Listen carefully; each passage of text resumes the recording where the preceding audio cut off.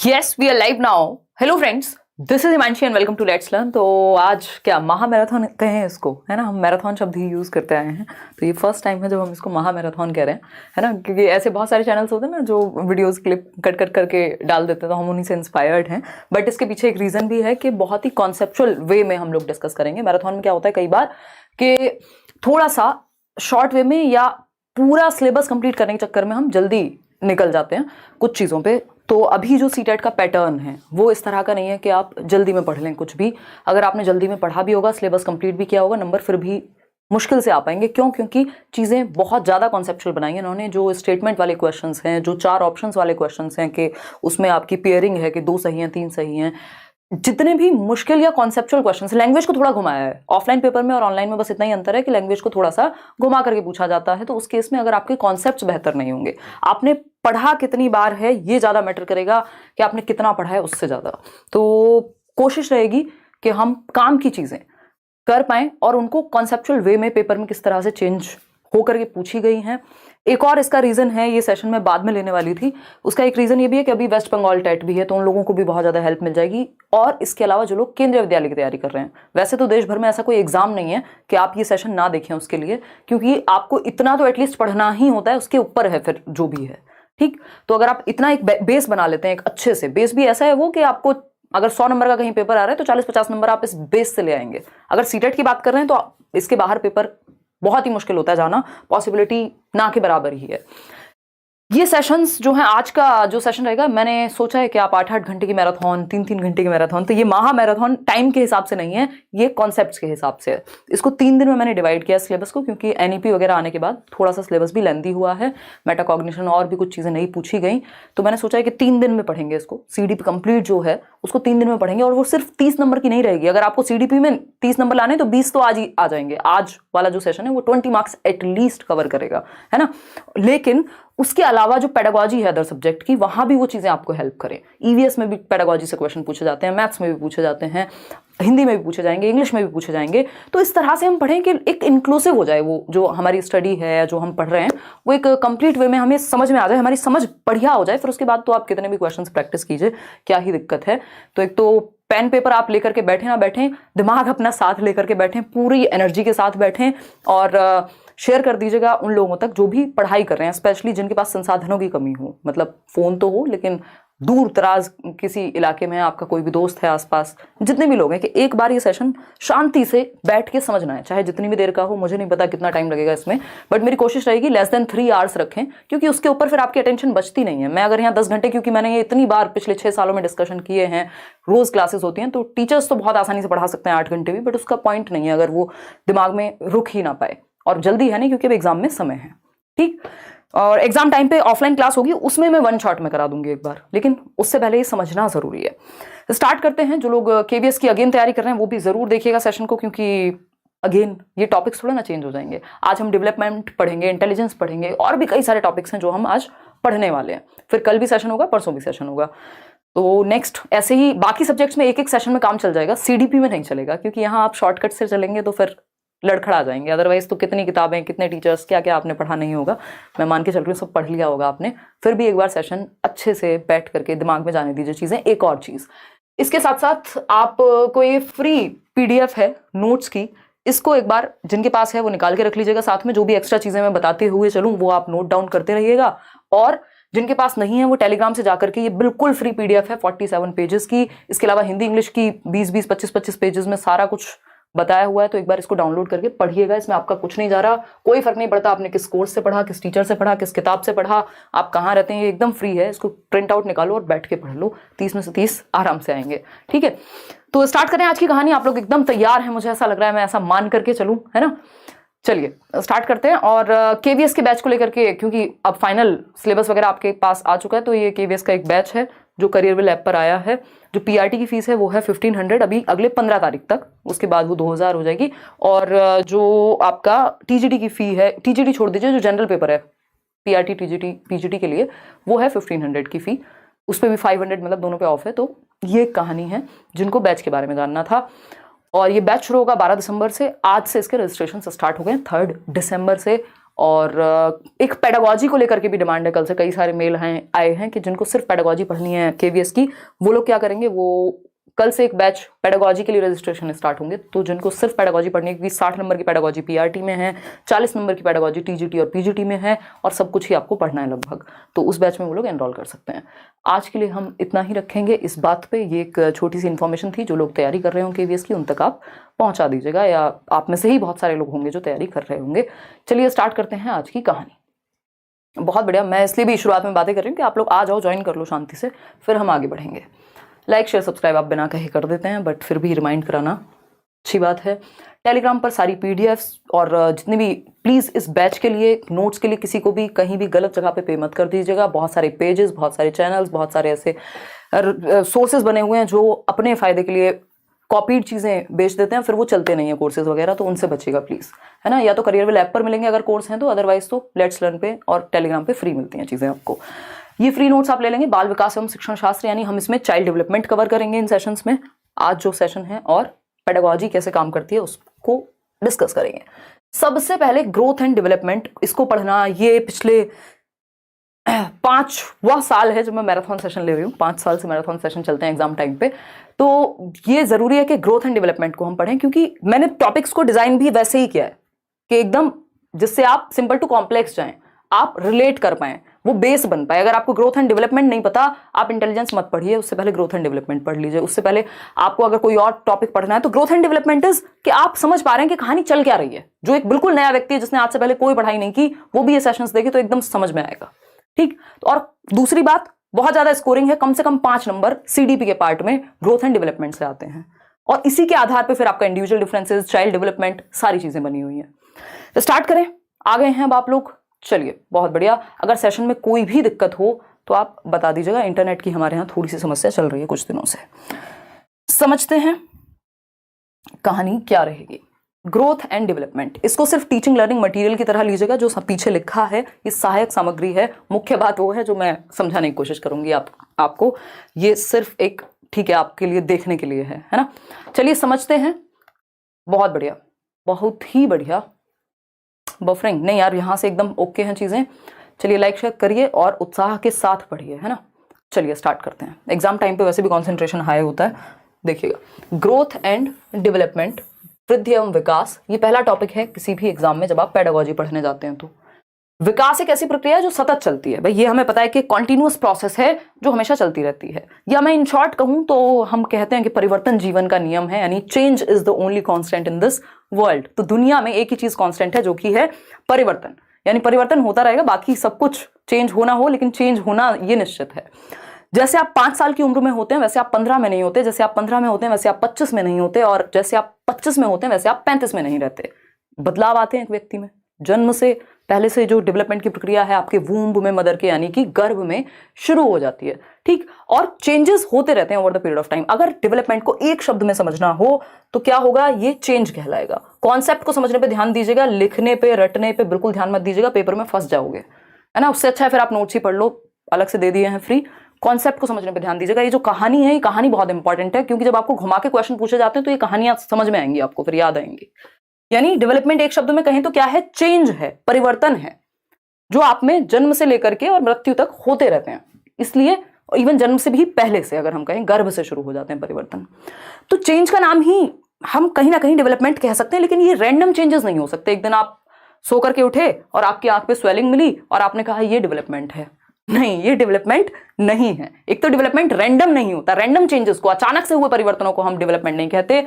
Orderly changes को, sequence में हुए चेंजेस को, क्रम में हुए चेंजेस को, प्रोग्रेसिव चेंजेस को, जिससे बेहतरी की तरफ हम जा रहे हो, वो डेवलपमेंट है ना।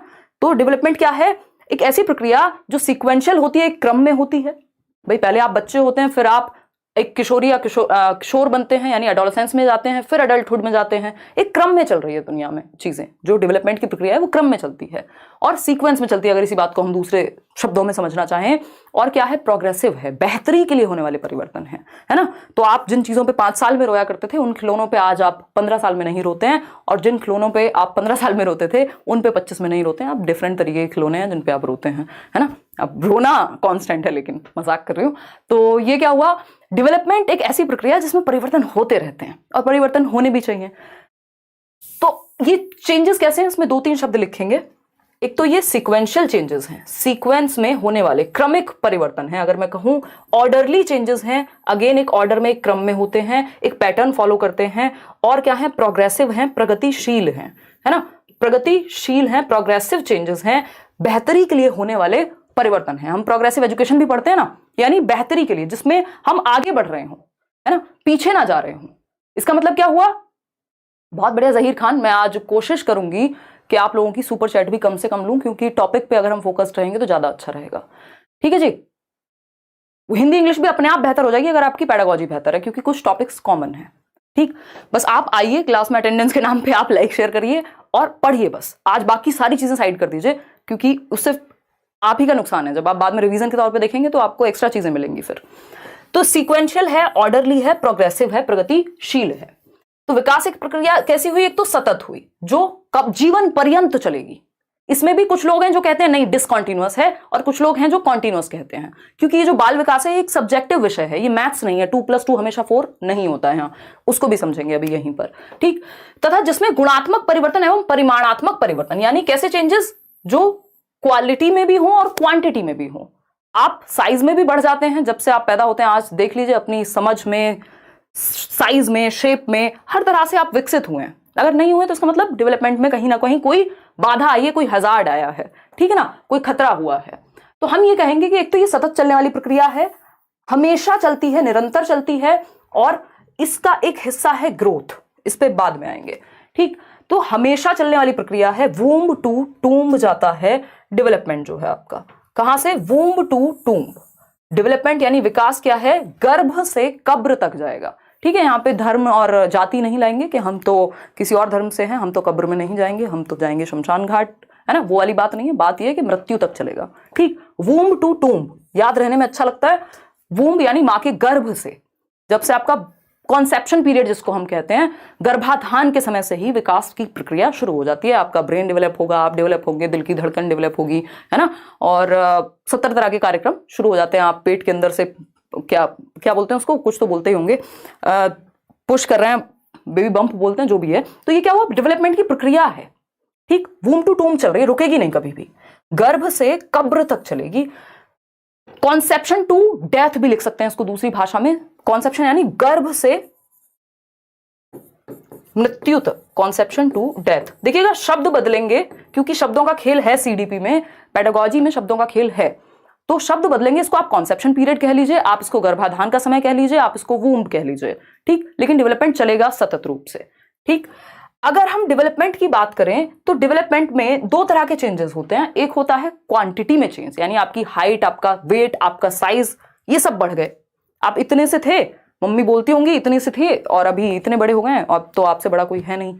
ठीक है, तो ये क्या हुआ, आपके साइज शेप में परिवर्तन है, स्ट्रक्चर में परिवर्तन है। इसके साथ साथ आपके अंदर फंक्शनल चेंजेस भी आते हैं, क्वालिटेटिव चेंजेस भी आते हैं, जिनको हम गुणात्मक परिवर्तन कह रहे हैं, कि आपकी समझ भी बेहतर होती है। जिन जोक्स पर आप 4 साल पहले हंसते थे, जिन रील्स को देख करके आज आप हंसते हैं, हो सकता है 2 साल बाद आप कहेंगे यार मैं कितना बेवकूफ था। क्या हुआ, बेहतर हुए हैं आप, डेवलपमेंट हुआ है, प्रोग्रेसिव चेंजेस आए हैं। ठीक है, तो हम ये कहेंगे कि गुणात्मक परिवर्तन, आपकी समझ, आपकी सोशल अंडरस्टैंडिंग, क्योंकि विकास के कई पक्ष हैं। तो आप शारीरिक रूप से भी बढ़ते हैं, सामाजिक रूप से भी बेहतर होते हैं, इमोशनली भी बेहतर होते हैं, हर एक पक्ष में, संज्ञानात्मक, आपके बौद्धिक पक्ष में भी आप बेहतर होते हैं। तो विकास के कई आयाम हो गए, विकास एक बड़ी प्रक्रिया हो गई, इतनी बात हमें समझ में आ रही है। ये कोई एक सिंगल शब्द नहीं है, जिस बात से हमने शुरुआत की थी, चेंज में दुनिया भर के चेंजेस हैं, है ना, चाहे वो हमारे फिजिकल चेंजेस हो, जिसको हम स्ट्रक्चरल चेंजेस, संरचनात्मक परिवर्तन कहते हैं, चाहे वो हमारे फंक्शनल यानी प्रकार्यात्मक परिवर्तन हो। ठीक है, इसका एक हिस्सा है, डेवलपमेंट का एक हिस्सा है, क्योंकि हमने समझा डेवलपमेंट में क्या है, क्वांटिटी भी शामिल है और क्वालिटी भी शामिल है। ठीक, इसका ही एक हिस्सा है जिसको हम वृद्धि कहते हैं, ग्रोथ कहते हैं, ये विकास का हिस्सा है। ये सिर्फ परिपक्वता तक चलती है। परिपक्वता कब है, जब तक आपका प्रॉपर बॉडी और माइंड आपका फुल डेवलप होगा। अडल्टहुड से पहले पहले निपट जाएगी, जो ग्रोथ है वो रुक जाएगी, है ना, मेच्योरिटी तक चलेगी, परिपक्वता तक चलेगी। मेच्योरिटी क्या है, इस पे भी अभी आएंगे। ठीक, तो हम ये कहेंगे कि ग्रोथ एक हिस्सा है। ग्रोथ क्या हुई, छोटी हो गई, डेवलपमेंट बड़ा हो गया। ये देख रहे हैं ना आप, ये निशान बचपन में हम पढ़ते थे गणित में, कि डेवलपमेंट क्या है, development is greater than growth, या डेवलपमेंट अपने अंदर ग्रोथ को शामिल करके रखता है। जो भी सब कुछ ग्रोथ में आएगा वो डेवलपमेंट का हिस्सा अपने आप है। ठीक, तो डेवलपमेंट मोर इंक्लूसिव हुआ, ज्यादा समावेशी हुआ, ज्यादा ब्रॉड यानी व्यापक हुआ, ज्यादा व्यापक हुआ, हम ये कह सकते हैं डेवलपमेंट के विषय में। ठीक है, इतनी बात, कोई दिक्कत नहीं है इस बात को समझने में। अब जब हम वृद्धि की बात कर रहे हैं, ग्रोथ की बात कर रहे हैं, तो ग्रोथ में वो परिवर्तन है जो हमारे स्ट्रक्चर में, हमारे संरचना में, हमारी बनावट में परिवर्तन है। जैसे हमारी हाइट बढ़ गई, हमारा वेट बढ़ गया, हमारी शेप और साइज कभी मोटे हो गए, कभी पतले हो गए, कभी कुछ हुआ, नेल्स बढ़ गए, ये सब क्या है, ग्रोथ का हिस्सा है कि आपके अंदर ग्रोथ आ रही है, साइज, शेप, क्वांटिटी में आप परिवर्तन आपके अंदर आ रहा है, परिमाणात्मक परिवर्तन या मात्रात्मक परिवर्तन आपके अंदर आ रहे हैं, ये है ग्रोथ। इसका रुकना जरूरी भी है मैच्योरिटी आने के बाद, क्योंकि सोचिए, इमेजिन कीजिए अगर आपकी हाइट हमेशा बढ़ती रहती है ना, तो कहां तक आप पहुंचते। फिर हम सभी कहीं खड़े नहीं हो पाते, किसी का कोई घर नहीं होता, बस हाइट बढ़ रही है, हाथ बढ़ रहे हैं, और जो आप मूवीज में देखते हैं ऐसे वो लंबे से हाथ कहीं भी, या भूत के जो हाथ होते हैं ना, वैसी वाली स्थिति हो जाती। तो ग्रोथ एक टाइम के बाद रुकना आवश्यक भी है, हम ये कह सकते हैं। तो मैच्योरिटी के आसपास जाकर के ग्रोथ आपकी स्टॉप हो जाती है, रुक जाती है। मैच्योरिटी क्या है? मैच्योरिटी एक ऐसा पक्ष है जिसको हम परिपक्वता कहते हैं, जो हाईली रिलेटेड टू हेरिडिटी होता है, यानी कि आनुवांशिकता से संबंधित होता है। हमारे जो जेनेटिक कोडिंग है, जो हमारे जीन्स हैं, उनमें कोडिंग है कि भैया आप मान लीजिए बच्चा पैदा तो हुआ है हाथ पैर के साथ ही, लेकिन क्या आप उसको साइकिल चलाना सिखा देंगे जब वो पैदा हुआ है अगले 2 महीने में? नहीं, क्योंकि वो मैच्योर नहीं है। वो हेरिडिटी से जो क्षमताएं अनफोल्ड होती हैं, जो कैरेक्टरिस्टिक्स, जो विशेषताएं समय के साथ अनफोल्ड होंगी, टाइम के साथ अनफोल्ड होने वाले कैरेक्टरिस्टिक्स मैच्योरिटी के अंदर आते हैं ड्यू टू हेरिडिटी। क्योंकि आपकी हेरिडिटी में एक वो कोडिंग है कि इस एज में इतनी ताकत इन पैरों में आ जाएगी, अगर सब कुछ सही रहा, एनवायरमेंट से लेके और सारी स्थिति अगर नॉर्मल रही तो। ठीक है जी, बात, इतनी बात, कोई दिक्कत नहीं है इस बात को समझने में। चीजों को जोड़ के पढ़ना है, अदरवाइज तो कोई अंतर नहीं रहेगा। फिर आप रट लीजिए या कुछ भी करिए, फिर कोई फायदा नहीं है। अगर हम कनेक्ट करके नहीं पढ़ेंगे तो पेपर में हम फंसेंगे फिर, क्योंकि धीरे धीरे चीजें इसी तरह से कॉम्प्लेक्स हो रही हैं। सिलेबस चेंज नहीं हो रहा, क्वेश्चंस की क्वालिटी बेहतर हो रही है। ठीक है जी, तो यहां पे हमने 2 चीजें समझी। एक तो सतत चलता है विकास, जीवन पर्यंत चलेगा विकास। अब ये डिसकंटिन्यूअस कब होता है, अनिरंतर कब होता है, इसकी चर्चा पियाजे और वाइगोस्की के केस में कल करेंगे, वहां आप अच्छे से समझ पाएंगे। लेकिन नॉर्मल केस में वो एक्सेप्शंस हैं एक तरह के, या वो 2 अलग लोग हैं जो अलग तरीके से बात कर रहे हैं। लेकिन डेवलपमेंट क्या है? एक सतत प्रक्रिया है। जब तक किसी का नाम ना लिखा हो तो आप इसके चक्कर में मत पड़िएगा, सिंपल समझिएगा, कॉन्टिन्यूअस की बात हो रही है। डेवलपमेंट क्या है? वूम टू टूम जाएगा, गर्भ से कब्र तक जाएगा, कभी भी रुकेगा नहीं।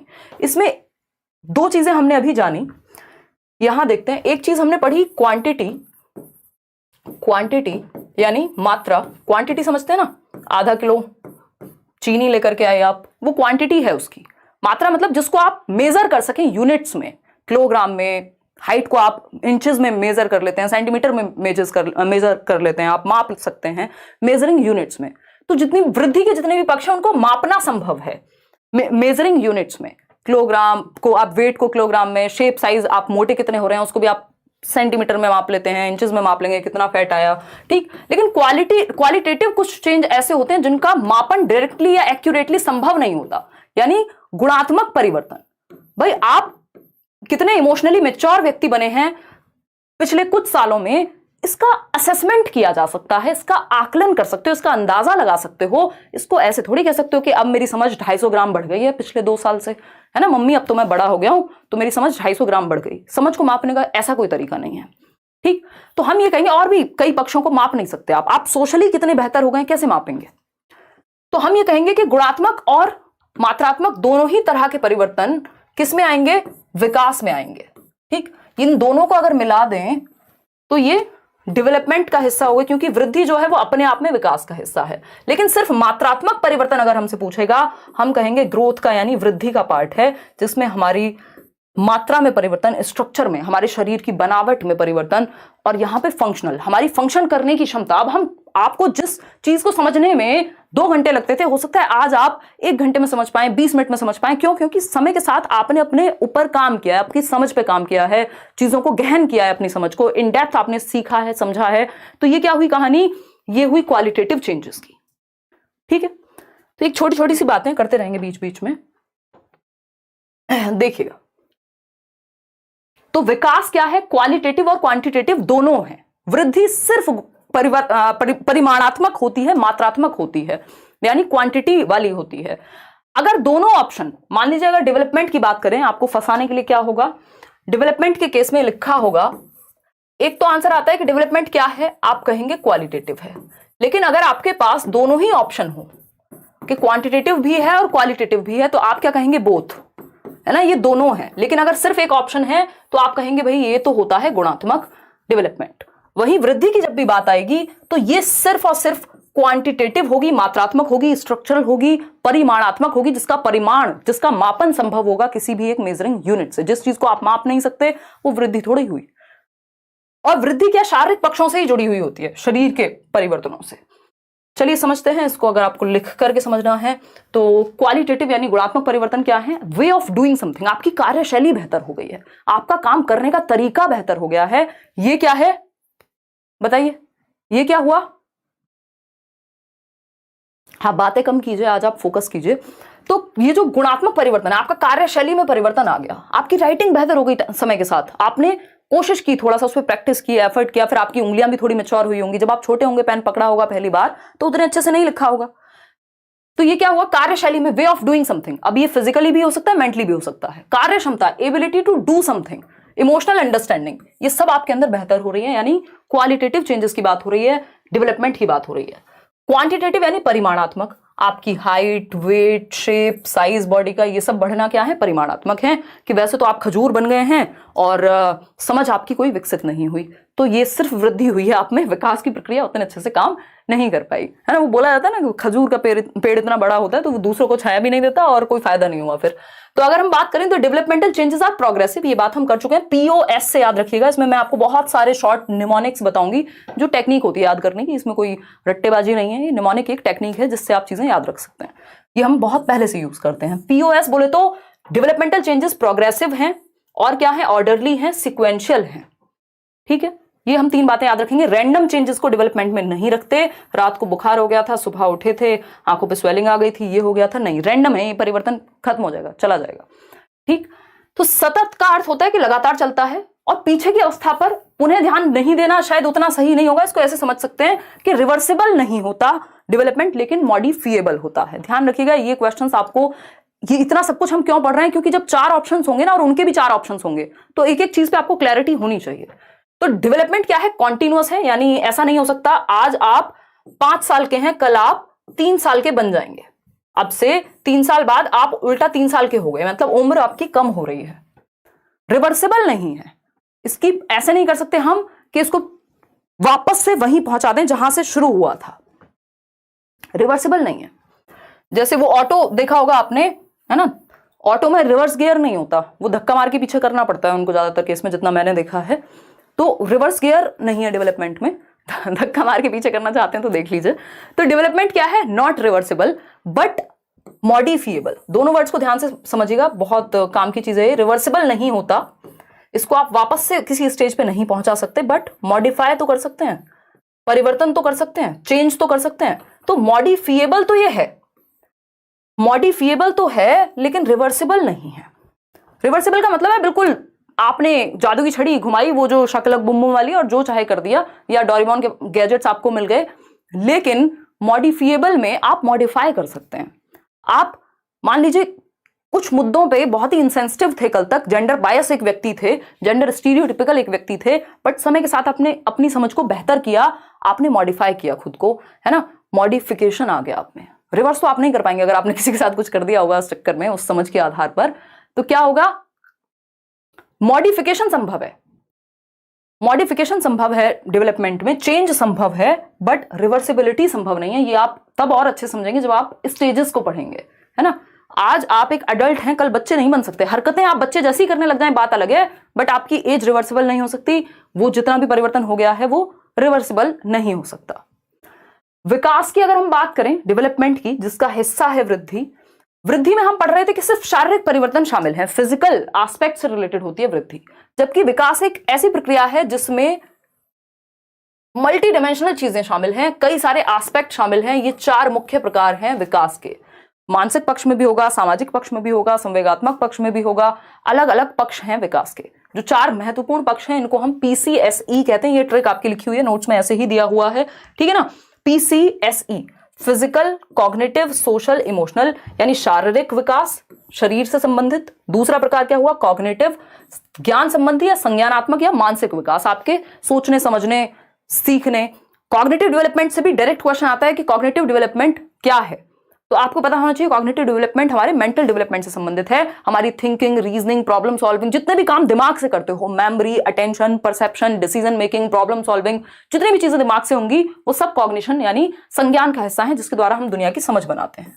सामाजिक विकास एक तीसरा पक्ष है कि हम समाज में रहना तो आए, हमें किसके सामने क्या बोलना है, कैसे बिहेव करना है, ये क्या है?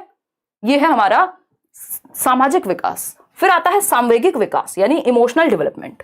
भाई जैसे आप अपने दोस्तों के सामने होते हैं वैसे घर में नहीं होंगे ना पिताजी के सामने। पिताजी को यार कहिए, पिताजी कहेंगे पैसे बर्बाद कर दिए, इतना पढ़ा लिखा के कोई फायदा तो है नहीं, ये तो हमें ही यार बोल रहे हैं।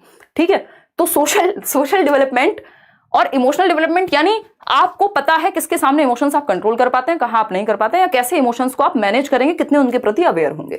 तो ये चार मुख्य प्रकार हैं विकास के, फिजिकल, कॉग्निटिव, सोशल और इमोशनल। ठीक, यानी आप शारीरिक पक्ष में भी बेहतर हो रहे हैं, आप संज्ञानात्मक अपनी समझ के साथ भी आपका विकास हो रहा है, सामाजिक रूप से भी आप विकसित हो रहे हैं, और इमोशनली यानी आप इमोशंस, देखिए ना, कई बार आपको लगता होगा जिन चीजों पे आप पहले रो देते होंगे आसानी से, आज रो नहीं पाते होंगे। इसका मतलब ये नहीं कि आप दुखी बहुत होते हैं और रो नहीं पाते हैं, वो अलग अपने आप में प्रॉब्लम हो गई, बट इसका सिंपल मतलब ये है कि आप इमोशनल डेवलपमेंट आपका बेहतर हुआ। जब आप पहली बार स्कूल जा रहे थे तो रो के जा रहे थे, समय के साथ मजे आने लग गए आपको स्कूल जाने में, तो इमोशनली आप ज्यादा मैच्योर हो गए या आपका डेवलपमेंट हुआ, हम ये कह सकते हैं। ठीक है बात। तो विकास के चार प्रकार, इनका सीक्वेंस भी जनरली यही रहता है, शारीरिक, संज्ञानात्मक, सोशल और इमोशनल, इंटर रिलेटेड होते हैं आपस में, इसीलिए आप ये देख रहे हैं एरोज बने हुए हैं, क्या है ये? एक दूसरे से संबंधित हैं। ऐसा नहीं हो सकता कि शारीरिक विकास अलग चलेगा, संज्ञानात्मक अलग चलेगा, कोई फर्क ही नहीं पड़ रहा एक दूसरे का। फिजिकल, कॉग्निटिव, सोशल और इमोशनल। ठीक, विकास के मुख्य पक्ष चार ही हैं, इसके अलावा आपने देखे होंगे पेपर में, अच्छा मॉरल डेवलपमेंट भी कोई चीज होती है, लैंग्वेज डेवलपमेंट भी कोई चीज होती है, तो उस केस में अभी हम आगे पढ़ेंगे कि कैसे कैसे कौन से पक्ष जुड़े हुए हैं। अच्छा एक चीज ध्यान रखिएगा, स्पिरिचुअल डेवलपमेंट जैसा कुछ नहीं है, साइकोलॉजिकल कई बार देखने को मिल जाएगा, वो भी कोई हिस्सा नहीं होता, वो आपको भटकाने के लिए ऑप्शंस में डाला जाता है। तो ये आपस में अंतः संबंधित हैं, इंटर रिलेटेड हैं सभी पक्ष। मान लीजिए आपको चोट लगी है तो हो सकता है कि आपका दिमाग भी उस दिन ठीक से काम ना करे, स्पेशली मान लीजिए किसी का एक्सीडेंट ही हो गया, भगवान ना करे हो, बट होते हैं एक्सीडेंट्स। उस समय आप उससे पूछिए, उसको हो सकता है होश भी ना रहा हो, उसके दिमाग ने उतना भी काम ना किया हो कि क्या हुआ था, वो भी ना बता पाए, लैंग्वेज का भी ठीक से यूज ना कर पाए, तो क्या हुआ? शारीरिक विकास पर प्रभाव पड़ने से संज्ञानात्मक विकास पर भी प्रभाव पड़ा।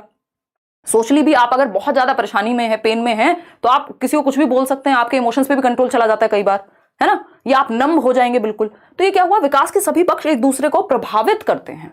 अगर बच्चे का शारीरिक विकास बचपन में मान लो गिर गया, वो जो कि बहुत सेंसिटिव पीरियड है, 6 महीने का था, गिर गया, अगर कोई दिक्कत आ गई ब्रेन में या शरीर में, तो वो उसके आगे आने वाले विकास में, उसके दिमाग के विकास में भी प्रॉब्लम क्रिएट कर सकती है, उसके सामाजिक विकास में भी, और भी 70 तरह से प्रॉब्लम बन सकती है। सही है बात कि नहीं है ना? बहुत ही बढ़िया।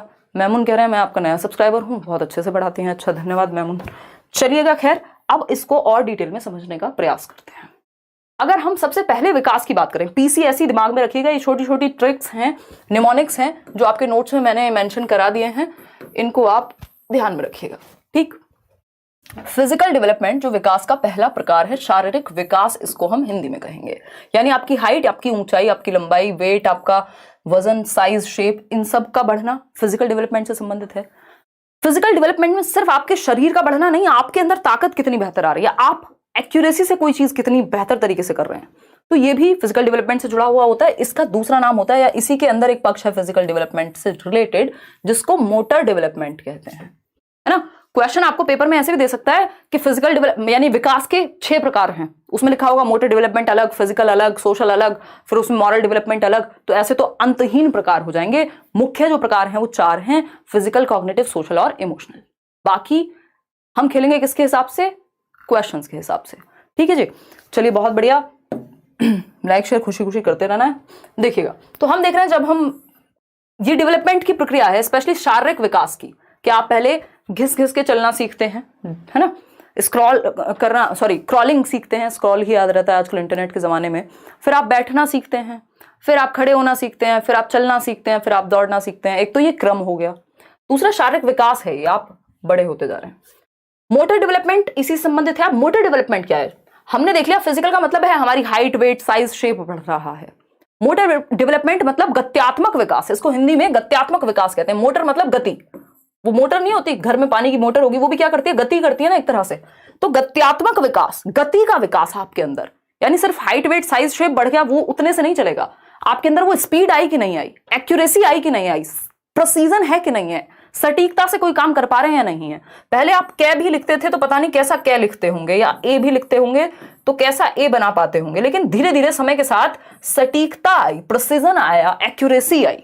यही मोटर डेवलपमेंट है कि अब आप कितनी तेजी से भाग लेते हैं, कितनी तेजी से कूद लेते हैं, यानी कार्यशैली में आपके जब आप कुछ कर रहे हैं तो उसमें सटीकता, उसमें प्रिसीजन, उसमें कंट्रोल, उसमें स्पीड, एक्यूरेसी कितनी है। ये सब चीजें किससे संबंधित हैं, बताइएगा बताइएगा बताइएगा बताइएगा, किससे संबंधित है, मोटर डेवलपमेंट से। क्या कुछ देखने में सुनने में समस्या आ रही है क्या, बताओ एक बार। नाम लीजिए, किरण आज नाम किसी का नहीं लेना है, फिर भी आपका ले लिया एक्सेप्शन में मैंने, ठीक है। तो ये बात हुई मोटर डेवलपमेंट की। मोटर डेवलपमेंट भी दो प्रकार का है, आपके फेवरेट दो लेटर है ना, जी और एफ ना, जी एफ। नींद तो खुली गई होगी दो चार लोगों की, फिर एक बार बात कर लिया करो बस क्लास में, बाकी हम खुश रहते हैं, ठीक। जीएफ बोले तो ग्रॉस मोटर स्किल्स और फाइन मोटर स्किल्स, ठीक।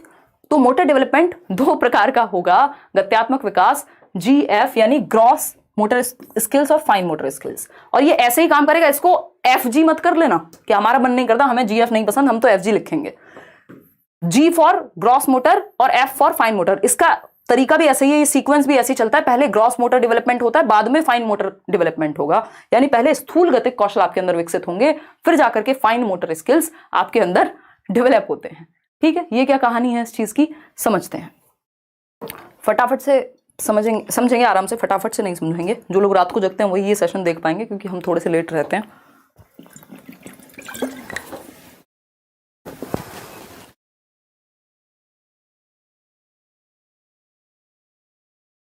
देखिएगा बहुत ही बढ़िया।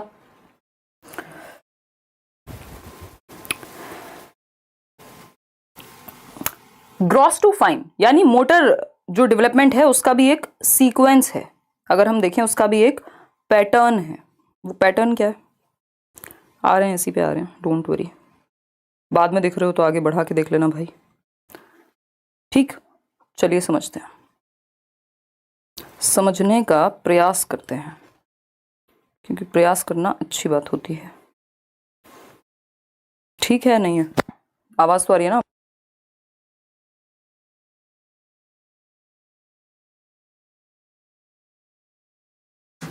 देखिए अगर हम बात करते हैं किस चीज की, ग्रॉस और फाइन मोटर स्किल्स की। आज मैं कमेंट्स अवॉइड कर रही हूं, पहले इस पे फोकस करेंगे। तो मोटर डेवलपमेंट में दो प्रकार के डेवलपमेंट होते हैं, वो होते हैं ग्रॉस मोटर डेवलपमेंट या ग्रॉस मोटर स्किल्स और फाइन मोटर स्किल्स। ग्रॉस का मतलब होता है स्थूल और फाइन का मोटर है सूक्ष्म, ठीक। ये दोनों क्या है, स्थूल गतिक कौशल। विकास कैसे चलेगा आपका, ग्रॉस से फाइन की तरफ जाएगा, है ना, जिसको सिंपल टू कॉम्प्लेक्स कह सकते हो, जनरल टू स्पेसिफिक भी कह सकते हो, कि बच्चा पहले जनरल एक्टिविटीज करता है, सामान्य गतिविधि करेगा, बाद में स्पेसिफिक, यानी स्पेसिफिक को हम कहेंगे विशिष्ट गतिविधियां करेगा। रोएगा भी बच्चा तो पूरी बॉडी से रोएगा बचपन में, जब वो छोटा होगा धीरे धीरे उसको पता है यार आंसू पोंछ के काम चल जाता है, ठीक। तो ग्रॉस मोटर स्किल्स क्या है, ग्रॉस मोटर स्किल्स हैं आपकी जिनमें बड़ी मांसपेशियों का प्रयोग हो, जैसे आपकी आर्म्स की मसल है, आपकी बाहों की, भुजाओं की, है ना, हाथ ऊपर नीचे कर रहे हैं, पीटी कर रहे हैं स्कूल में, ये क्या है, ग्रॉस मोटर स्किल्स का उदाहरण है, ठीक है। आप वॉक कर रहे हैं, मॉर्निंग वॉक ऐसे ऐसे करके, ठीक। लेग्स की मसल्स, आर्म्स और लेग्स की, यानी जो आपके शरीर की बड़ी मसल्स हैं, बड़ी मांसपेशियां हैं, उनका प्रयोग कहां होगा, उनका प्रयोग होगा ग्रॉस मोटर स्किल्स में आएगा, यानी बड़ी मांसपेशियां। स्थूल का मतलब ये भारी बड़ा, ठीक है जी।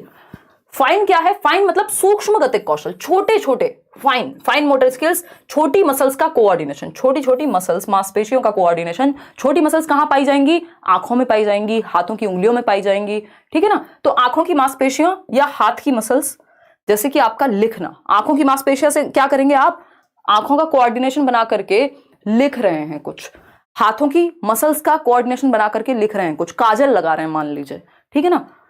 ग्रॉस टू फाइन चलता है जो डेवलपमेंट है, वो सिंपल टू कॉम्प्लेक्स या जनरल टू स्पेसिफिक भी आप इसको लिख सकते हैं, पेपर में पूछा हुआ है उस तरह से भी।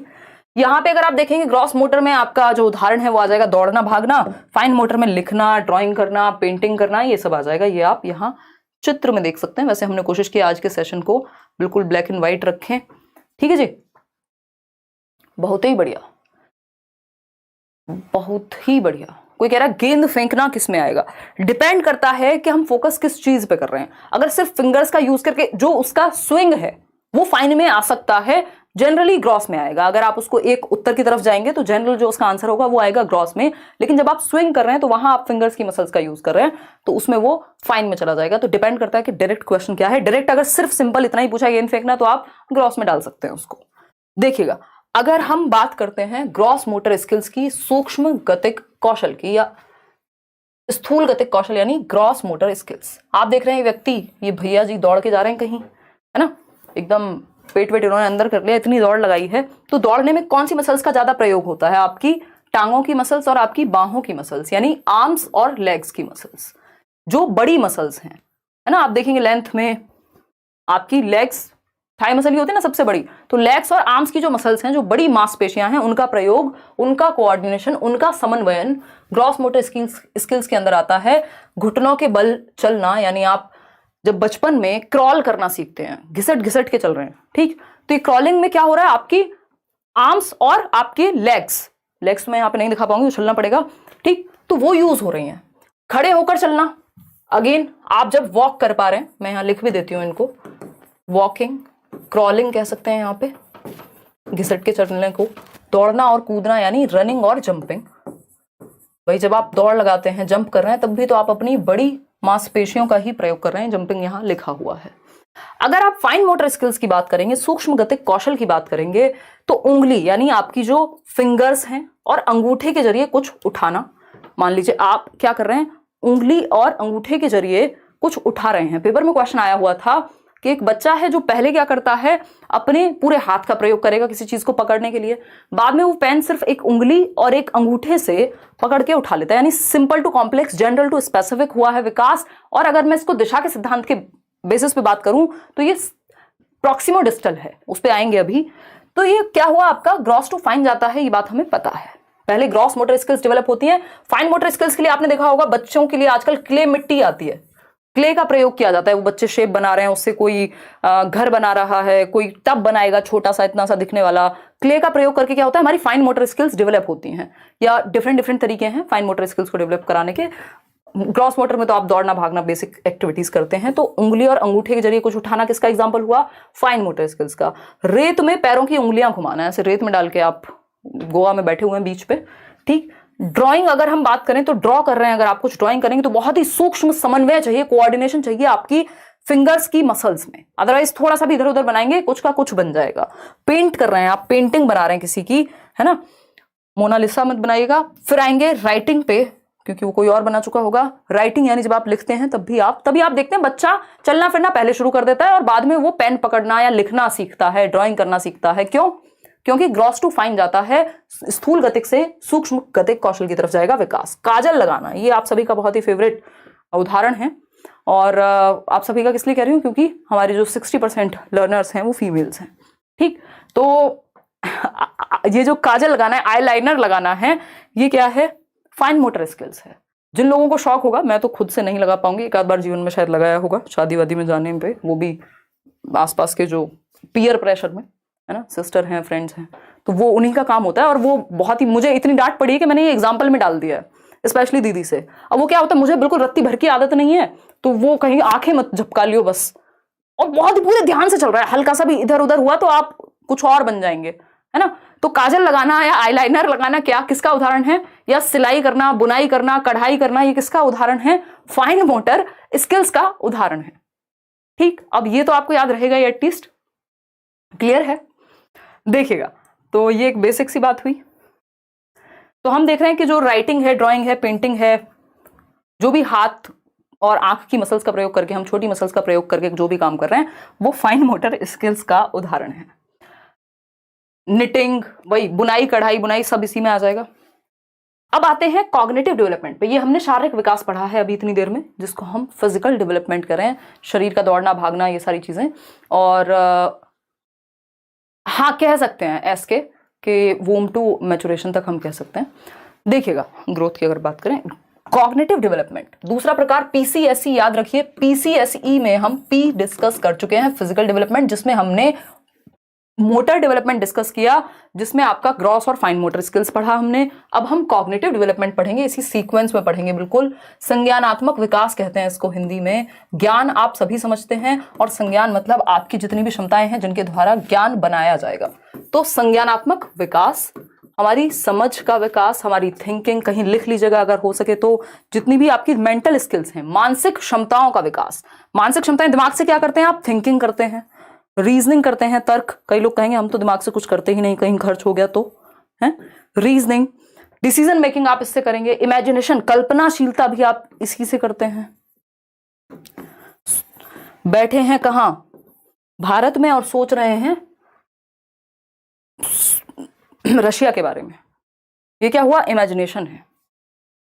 तो संज्ञानात्मक और भी दुनिया भर की चीजें हैं। मेमोरी, आपकी स्मृति जो है, आपका परसेप्शन। परसेप्शन क्या है? हमारे 5 सेंसेस जब चीजों, दुनिया की इंफॉर्मेशन हमारे ब्रेन तक पहुंचाते हैं, सुन करके, टच करके, फील करके, वो एक परसेप्शन क्रिएट करते हैं। बोला जाता है ना, first impression is the last impression. वो परसेप्शन की कहानी है कि लगभग 6 सेकंड के अंदर अंदर हम पहला इंप्रेशन क्रिएट कर लेते हैं किसी के बारे में, या परसेप्शन अगर हम कहें तो। Thinking, reasoning, memory, imagination, perception, attention, memory, decision making, problem solving, जितनी भी चीजें दिमाग से होती हैं वो सब यही आएंगी। ठीक, तो संज्ञानात्मक विकास यानी आपके दिमाग के पीसेस जो हैं वो एक साथ आ रहे हैं, आप दुनिया की समझ बना रहे हैं। संज्ञानात्मक पक्ष में विकास से अर्थ मानसिक क्षमताओं, मेंटल स्किल्स का development. To the point question DSSB से लेके CTET से लेके हर जगह आता है, और इसी के बारे में पियाजे ने अपनी थियरी दी है, वाइगोस्की ने अपनी थियरी दी है, ब्रूनर ने अपनी थियरी दी है। इनको हम कल पढ़ने वाले पियाजे को। आज हम इंटेलिजेंस की जितनी भी थियरीज हैं उनको कर लेंगे, और भी कुछ कुछ चीजें हैं।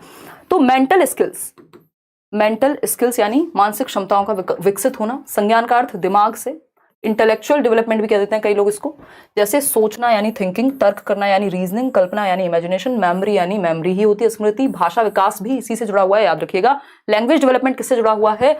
इसी से जुड़ा हुआ है, संज्ञान से ही। भाषा कहां से? दिमाग से बोल रहे हो ना, हाथों में तो भाषा नहीं होगी, बोलने वाली तो एटलीस्ट नहीं ही होगी।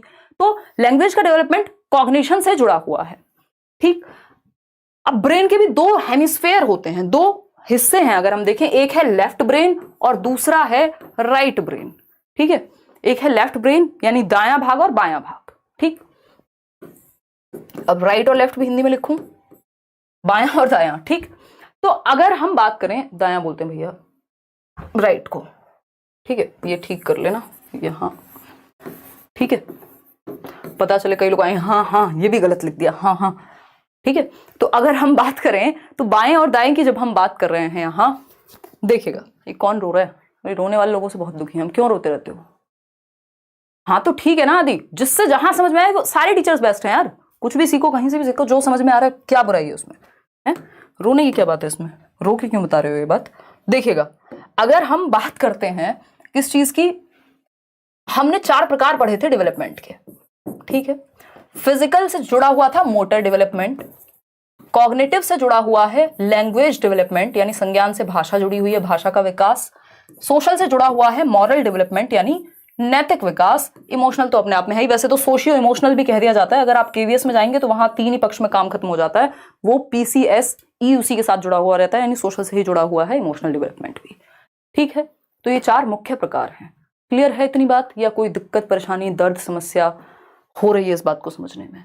शारीरिक विकास से गत्यात्मक विकास, संज्ञानात्मक विकास से भाषिक विकास, सोशल डेवलपमेंट से यानी सामाजिक से मॉरल्स की क्यों जरूरत पड़ रही है? सही और गलत के सिद्धांतों की जरूरत क्यों पड़ रही है? क्योंकि समाज है। अगर आप अकेले जंगल में रह रहे होते, कोई सोसाइटी नहीं, कोई मॉरल्स नहीं, सब सही है सब गलत है, किसको फर्क पड़ रहा है?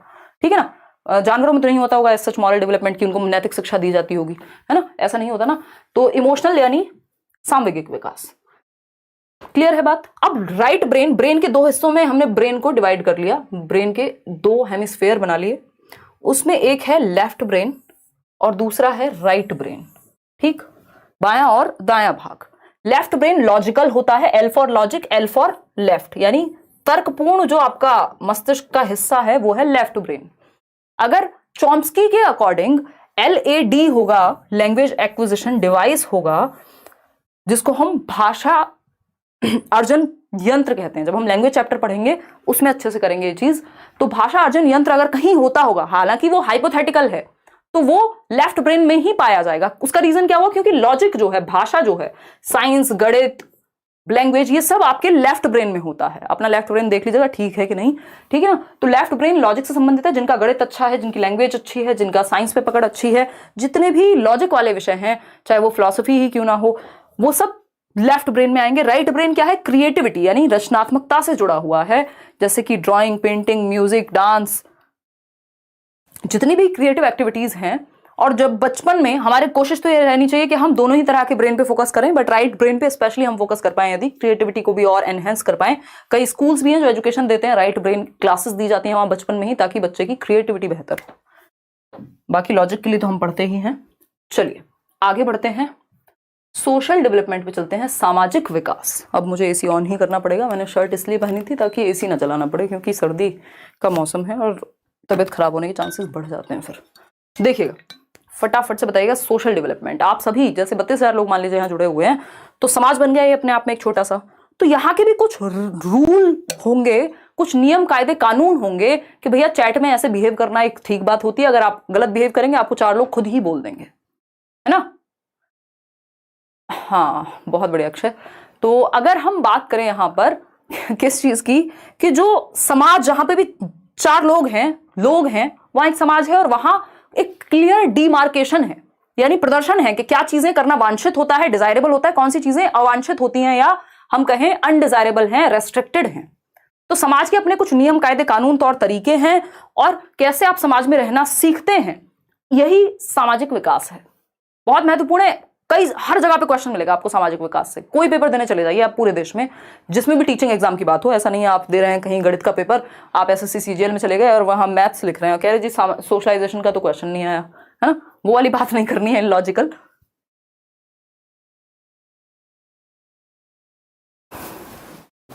देखिएगा, अगर हम बात करें किस चीज की, सोशल डेवलपमेंट की, तो आप देख रहे हैं 4 बच्चे मिलकर खेल रहे हैं, 4 से ज्यादा ही हैं।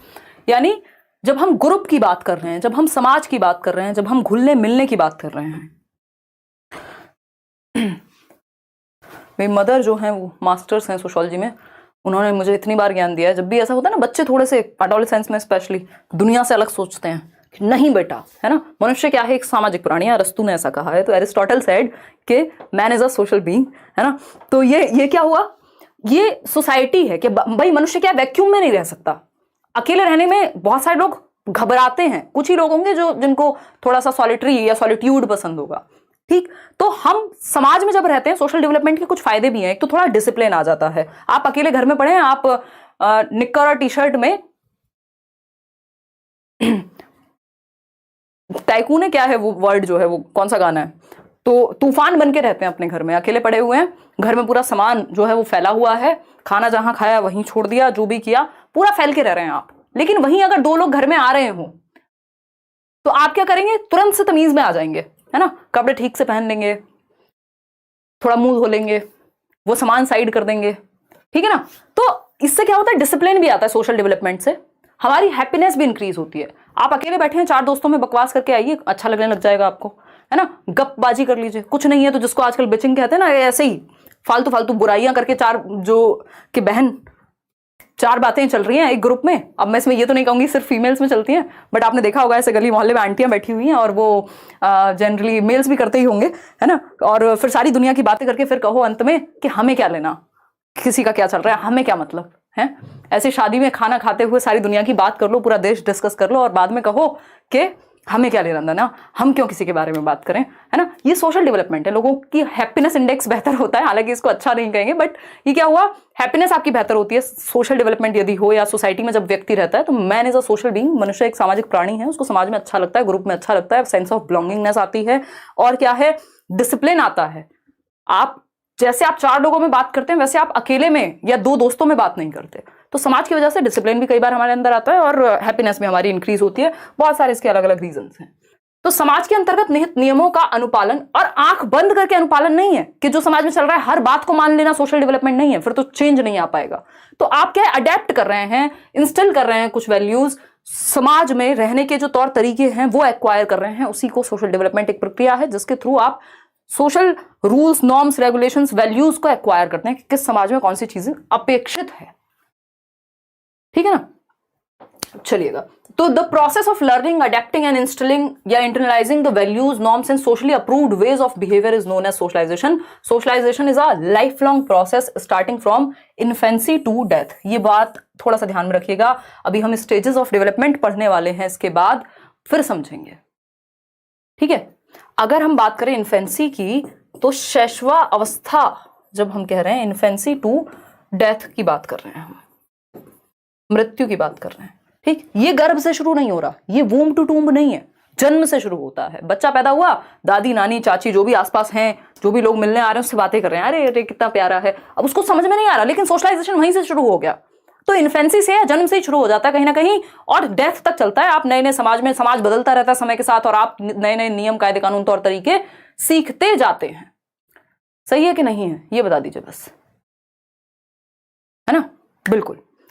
तो इन्फेंसी से डेथ तक चलेगा, और अलग अलग स्टेज में अलग अलग चीजें आप सीखते रहते हैं. एक क्वेश्चन आता है कि व्यक्ति जो है वो एक एक्टिव मेंबर कब बनेगा ग्रुप का, तो वो एडोलेसेंस है, यानी 12 से 18 वर्ष.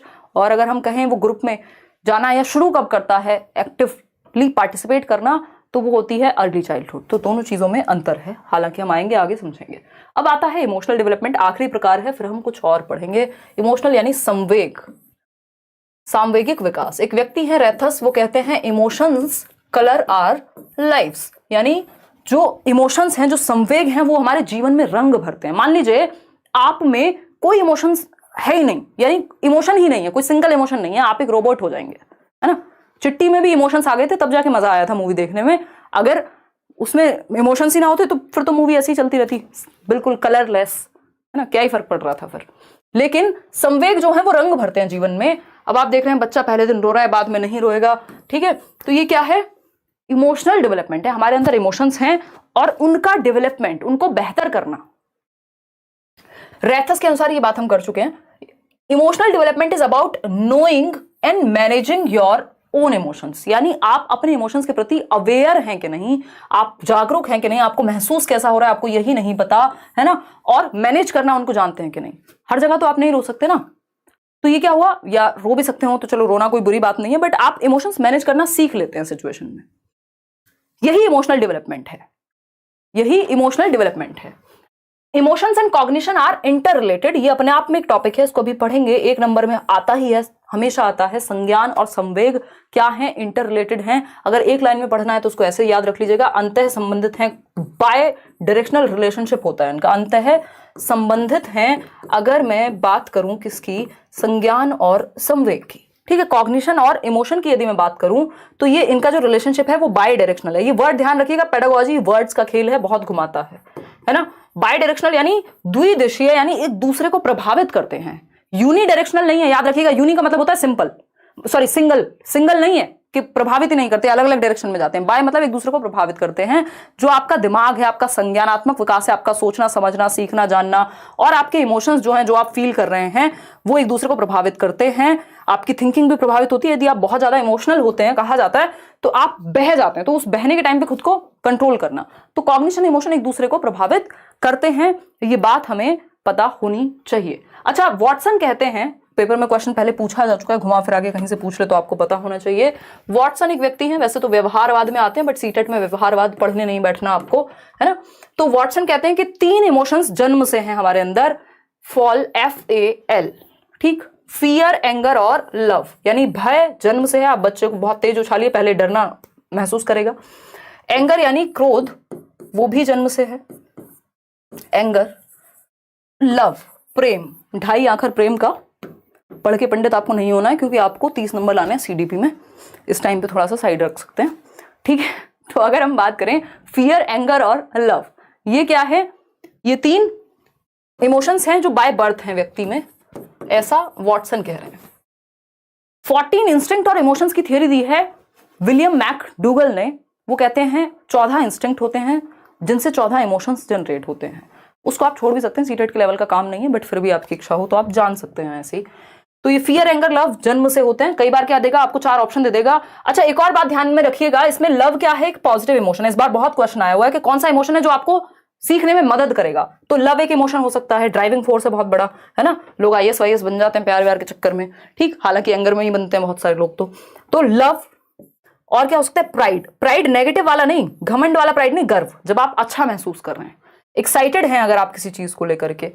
बोर्डम क्या हो गया, एक नेगेटिव इमोशन हो गया। इस बार बहुत सारे क्वेश्चन है पेपर में, अगर आप बोर्डम महसूस कर रहा है बच्चा तो भाई सीख नहीं पाएगा, क्योंकि इमोशन और कॉग्निशन जो सीखना है क्लासरूम में वो आपके इमोशन से भी तो प्रभावित होगा, आपको बच्चे के दिल से भी तो जुड़ना पड़ेगा, ठीक है ना। तो लव, प्राइड या और इस तरह के पॉजिटिव इमोशंस जो आपको बिलोंगिंगनेस, सेंस ऑफ बिलोंगिंगनेस हो सकता है, ये पॉजिटिव हैं। जो चीजें नेगेटिव इमोशंस हैं, एंगर, फियर, ये अपने आप में बहुत पॉजिटिव माने नहीं जाते, जरूरी होते हैं सभी तरह के इमोशंस, बट इनको हम पॉजिटिव नहीं मानेंगे, ठीक है। आगे बढ़ते हैं इसी बात पे। चीजें तो इतनी है कि अगर डिस्कस किया जाए तो यही क्लास 8 घंटे की बन जाए, बट देखिएगा आगे बढ़ते हैं। ग्रोथ एंड डेवलपमेंट, वृद्धि एवं विकास का एक बार ये अंतर देख लीजिए, फिर हम चुपचाप से स्टेजेस पे आ जाएंगे। स्टेजेस से कई क्वेश्चन आते हैं पेपर में, ठीक है, मिनिमम 2। देखिएगा कौन है ये देखो, कुछ लोगों को ब्लॉक करने की इच्छा हो रही है मेरी, ऐसी फालतू फालतू बातें मत करो, हैं, मॉडलिंग कर लें हम यहाँ पे, पढ़ने में फोकस नहीं है। ये कौन फांसी फांसी चिल्ला रहा है, कैसी बातें करते हो यार, पढ़ लिया करो। इतनी मेहनत से आपको आइडिया भी नहीं है कि कितनी मेहनत लगती है। कुछ ही लोग शायद इस बात को समझ पाएंगे, काफी मेहनत लगती है ना। कोई भी टीचर जो भी कोशिश कर रहा है ना आपके साथ जुड़ने की, या कोई भी पढ़ाने आ रहा है, अगर सच में टीचर है तो वो मेहनत करता है बहुत। जितना आप पढ़ रहे होंगे शायद उससे ज्यादा मेहनत साथ में या उसके बराबर तो एटलीस्ट करनी ही पड़ रही होगी। तो ये जरूरी है कि उस चीज को रिस्पेक्ट करके हम फोकस करें, ठीक है। चलिए आते हैं, ये हंसी मजाक की बातें इसलिए होती है कि आप पढ़ते भी रहें साथ साथ और थोड़ा सा मूड भी फ्रेश रहे, इसलिए नहीं होती कि सिर्फ हंसी मजाक पे अटक जाएं। ग्रोथ और वृद्धि, जिसको हम कह रहे हैं, व्यापक होता है डेवलपमेंट, लेकिन डेवलपमेंट को हम विकास कहेंगे, ठीक है, विकास कहेंगे। तो ग्रोथ के अंदर डेवलपमेंट के अंदर ही ग्रोथ है, तो जो भी कुछ ग्रोथ में है या मैच्योरिटी भी किसके अंदर आएगी, डेवलपमेंट के अंदर ही आएगी। तो दोनों इससे जुड़े हुए हैं। तो व्यापक है, ब्रॉड डोमेन है, इसमें सब कुछ आ जाएगा, 4 प्रकार हैं। वहीं ये नैरो है, संकुचित है, इसमें सिर्फ शारीरिक पक्ष आते हैं, शरीर की लंबाई चौड़ाई, ये सारी चीजें। मात्रात्मक या परिमाणात्मक परिवर्तन, यानी कि क्वांटिटेटिव चेंजेस, सेकंड पॉइंट है। और यहां पे क्या आएंगे, परिमाणात्मक के साथ साथ गुणात्मक भी आएंगे, यानी क्वालिटेटिव एंड क्वांटिटेटिव बोथ। वृद्धि सामान्यतः शारीरिक परिवर्तन यानी फिजिकल चेंजेस से जुड़ी हुई है, जबकि जो डेवलपमेंट है वो फिजिकल, कॉग्निटिव, सोशल, इमोशनल, यानी आपके मेंटल, सोशल, इमोशंस, कॉग्निशन, इन सब से जुड़ी हुई है। 4 प्रकार हैं विकास के। वृद्धि का मापन सही से किया जा सकता है, यानी हम ठीक से मेजर कर सकते हैं, क्योंकि ये संकुचित है, नैरो है। लेकिन डेवलपमेंट का असेसमेंट होता है बहुत केसेस में, आप एग्जैक्टली नहीं माप सकते कि सामने वाले में विकास हुआ है, यानी समझ बेहतर हुई है, इमोशनली अच्छा हुआ है, तो कितने % हुआ है, तो आप आकलन करते हैं उसका। संरचनात्मक यानी स्ट्रक्चरल चेंजेस आते हैं वृद्धि में, जबकि फंक्शनल चेंजेस आते हैं विकास में। क्लियर है बात या नहीं है, फटाफट से बता दीजिए, ठीक। चलिए आगे बढ़ते हैं, ठीक। देखिएगा स्टेजेस ऑफ डेवलपमेंट, कोशिश कीजिए लाइव ही अटेंड करें सेशन, बाद में कई लोगों की मजबूरी होती है क्योंकि उनको जल्दी सोना होता है या चीजें, बट लाइव क्लास में एक एनर्जी बनी रहती है। विकास के चरण पे आते हैं। विकास के चरण अगर आप देखेंगे तो इसमें 4 ही चरण हैं जो आपके काम के हैं। इन्फेंसी यानी शैशवावस्था, जन्म से 2 वर्ष। अर्ली चाइल्डहुड, पूर्व बाल्यावस्था, 2 से 6 वर्ष। लेटर चाइल्डहुड, उत्तर बाल्यावस्था, 6 से 12 वर्ष। एडोलेसेंस यानी किशोरावस्था, 12 से 18 वर्ष। हर पेपर में क्वेश्चन इससे आते हैं, स्पेशली जो लोग पेपर 2 दे रहे हैं वो 12 से 18 वर्ष पे ज्यादा फोकस भी करें। कम से कम भी एक क्वेश्चन तो सिर्फ डायरेक्ट इसी से आ जाएगा कि अर्ली चाइल्डहुड का टाइम पीरियड क्या है, आप कहेंगे 2 से 6, ठीक है। लेटर चाइल्डहुड का क्या है, आप कहेंगे 6 से 12। अच्छा, इसमें एक मध्यस्थ भी निकाल देते हैं, मिडिल चाइल्डहुड, तो उस केस में आपको ध्यान रखना है या तो 6 से 11 या 6 से 8, बीच की कोई स्थिति निकाल लेनी है। इन दोनों के कोई फिक्स नहीं होता, उसमें बहुत सारे लोगों ने मिडिल चाइल्डहुड को अलग अलग तरीके से कहा हुआ है, बट अगर पूछे तो अर्ली चाइल्डहुड 2 से 6, इन्फेंसी जन्म से 2, लेटर चाइल्डहुड 6 से 12 और एडोलेसेंस 12 से 18। इन सबको एक एक करके समझेंगे। एडोलेसेंस को अगर WHO की माने, वर्ल्ड हेल्थ ऑर्गेनाइजेशन की माने, तो 10 से 19 वर्ष तक की जो आयु है वो किशोरावस्था के अंतर्गत आती है। एक और चीज, इन्फेंसी से पहले भी एक स्टेज होती है जिसको प्रेगनेंसी पीरियड या कॉन्सेप्शन पीरियड आप कह सकते हैं, कि बच्चा गर्भ में होगा। प्री नेटल पीरियड यानी प्रसव पूर्ण अवस्था कहते हैं, सीटेट में बहुत ज्यादा नहीं आता इससे। इस अवस्था में बच्चा गर्भ में यानी माँ के पेट में ही होता है, और गर्भाधान का जो समय है वो 9 महीने है, जन्म से 9 महीने 10 दिन का समय लगभग होता है, 280 दिन या 38 से 40 सप्ताह। जन्म के समय जो नॉर्मल भार है वो 2.5 से 3 किलो होता है, बट ये सब आपके काम का नहीं है। और 25% यानी 1/4 बच्चे के मस्तिष्क का जो है वो साइज होता है जन्म के समय बॉडी के। अब आते हैं सबसे पहले इन्फेंसी को पढ़ेंगे, यहां से क्वेश्चंस आपको देखने को मिलते हैं। इन्फेंसी क्या कहता है? जन्म से 2 वर्ष है, एक तो इसका जो काल है ये 0 to 2 ईयर्स, 0 डेज में नहीं है बट ईयर्स के टाइम में ये 0 ही रहेगा, क्योंकि जब तक 365 दिन नहीं होंगे हम इसको 0 ही कहेंगे। ज्ञानेंद्रिया यानी सेंसेस जो हैं, या तो बर्थ टू 2 ईयर्स लिख लीजिएगा या 0 to 2 ईयर्स। बच्चा अपने सेंसेस से सीखता है, जो भी उसकी आंखों से दिख रहा है, जो भी आपके हाथों से वो टच करेगा, जो भी जैसे भी आसपास की चीजें हैं उनको टच और फील करके वो सीखता है, अपने सेंसेस से दुनिया की समझ बनाता है। कोई चीज गर्म है तो हाथ हटा लेगा पीछे, ये हम प्याजे में भी पढ़ने वाले हैं। मोटर एक्शंस, गतिक क्रियाएं करके, ये प्याजे ने भी कहा है। सेंसिटिव पीरियड है, खतरा थोड़ा सा रहता है, हजार्डस कह सकते हैं, सेंसिटिव से भी ज्यादा आप हजार्डस पीरियड कह सकते हो, क्योंकि जो सबसे ज्यादा डेथ्स होती हैं वो इसी स्टेज में होती हैं, लगभग 1 महीने तक जन्म के बाद, क्योंकि बच्चा गिर गया, कोई बीमारी हो गई, कुछ भी खतरनाक है अपने आप में। फिजिकल डेवलपमेंट और मेंटल डेवलपमेंट भी फास्ट होता है, यानी सभी प्रकार का विकास इन्फेंसी में तेज ही होता है। अगर हम बात करें अर्ली चाइल्डहुड में और तेज हो जाता है अर्ली चाइल्डहुड। अब आते हैं अर्ली चाइल्डहुड पे, ये क्या है भाई? अर्ली चाइल्डहुड है पूर्व बाल्यावस्था, यानी चाइल्डहुड से पहले। चाइल्डहुड को 2 भागों में बांट दिया है, अर्ली और लेटर, तो इसको हम 2 से 6 वर्ष कहते हैं। 2 से 6 वर्ष का समय हम कहते हैं अर्ली चाइल्डहुड को, लिखा भी हुआ है वहां। टॉय एज कहते हैं 3 से 6, ये पेपर में आया हुआ है। इसको टॉय एज को अगर आप अलग अलग लोगों की भाषा में पढ़ेंगे तो इसकी एज अलग अलग मिलेगी। कई लोग कहेंगे कि टॉय एज जन्म से 5 वर्ष होती है, कई जगह पे आपको जन्म से 2 वर्ष मिल जाएगा, और कई जगह पे आपको 2 से 6 3 से 6 मिल जाएगा। बट अगर आपको 1 नंबर लेना, ज्यादातर एग्जाम्स में अगर आप प्रीवियस रिकॉर्ड देखेंगे, रीट वगैरह में भी ये पूछा जा चुका है, तो 2 से 6 वर्ष या 3 से 6 वर्ष के समय को टॉय एज कहते हैं, यानी अर्ली चाइल्डहुड को टॉय एज कहते हैं। ये आपको थोड़ा सा यहाँ ध्यान में रखना है, क्योंकि अगर आप बात सीडीपी की करेंगे तो इसमें आप कुछ भी कह सकते हैं, ठीक है ना। तो खिलौना आयु यानी टॉय एज, प्ले एज भी इसी को कहते हैं। एरिक एरिक्सन भी यही कह रहे हैं कि ये क्या है? प्ले एज है, ठीक, प्ले एज है, एरिक एरिक्सन ये कह रहे हैं। एरिक्सन वो व्यक्ति हैं जिन्होंने आइडेंटिटी क्राइसिस की बात की है, कि भाई हमारा जो पहचान का संकट है कि मैं हूं कौन, वो आता कब है, अभी उस पर करेंगे बात। तो प्ले एज भी यही है, जब बच्चा प्ले वे में जाएगा। फर्स्ट क्लास में तो 6 वर्ष के बाद ही लेके जाएंगे ना उसको, 6 वर्ष पे, इतने तो वो प्ले स्कूल्स वगैरह में खेलता है, तो 2 से 6 वर्ष। फास्टेस्ट लैंग्वेज डेवलपमेंट, ये याद रखिएगा, यहां से क्वेश्चन आता ही है, यानी भाषा का विकास सबसे तेजी से होता है, तो इसको sensitive period for language development कह सकते हैं, यहां लिखा हुआ है, या क्रिटिकल पीरियड कह सकते हैं लैंग्वेज डेवलपमेंट के लिए, फास्टेस्ट पीरियड कह सकते हैं। इसका मतलब क्या है? सेंसिटिव का मतलब है कि यहां पर सबसे तेजी से, संवेदनशीलता से भाषा का विकास हो सकता है। बच्चा बहुत तेजी से वर्ड्स को ग्रैस्प करता है एनवायरनमेंट से, भाषा को बहुत तेजी से सीखता है। अगर डोरेमोन देख रहा होगा तो डोरेमोन से सीख लेगा फटाफट से, फिर वो कहीं भी यूज करता रहेगा उसको, हर दिन नए शब्द सीखेगा, और आपको लगेगा यार ये बात इसने कहां से सीख ली। अगर आप आपस में भी कुछ बात करें तो वही बात रिपीट करेगा, फिर आपको लगेगा अगली बार से शैतान के सामने थोड़ा ध्यान से रहना है ना।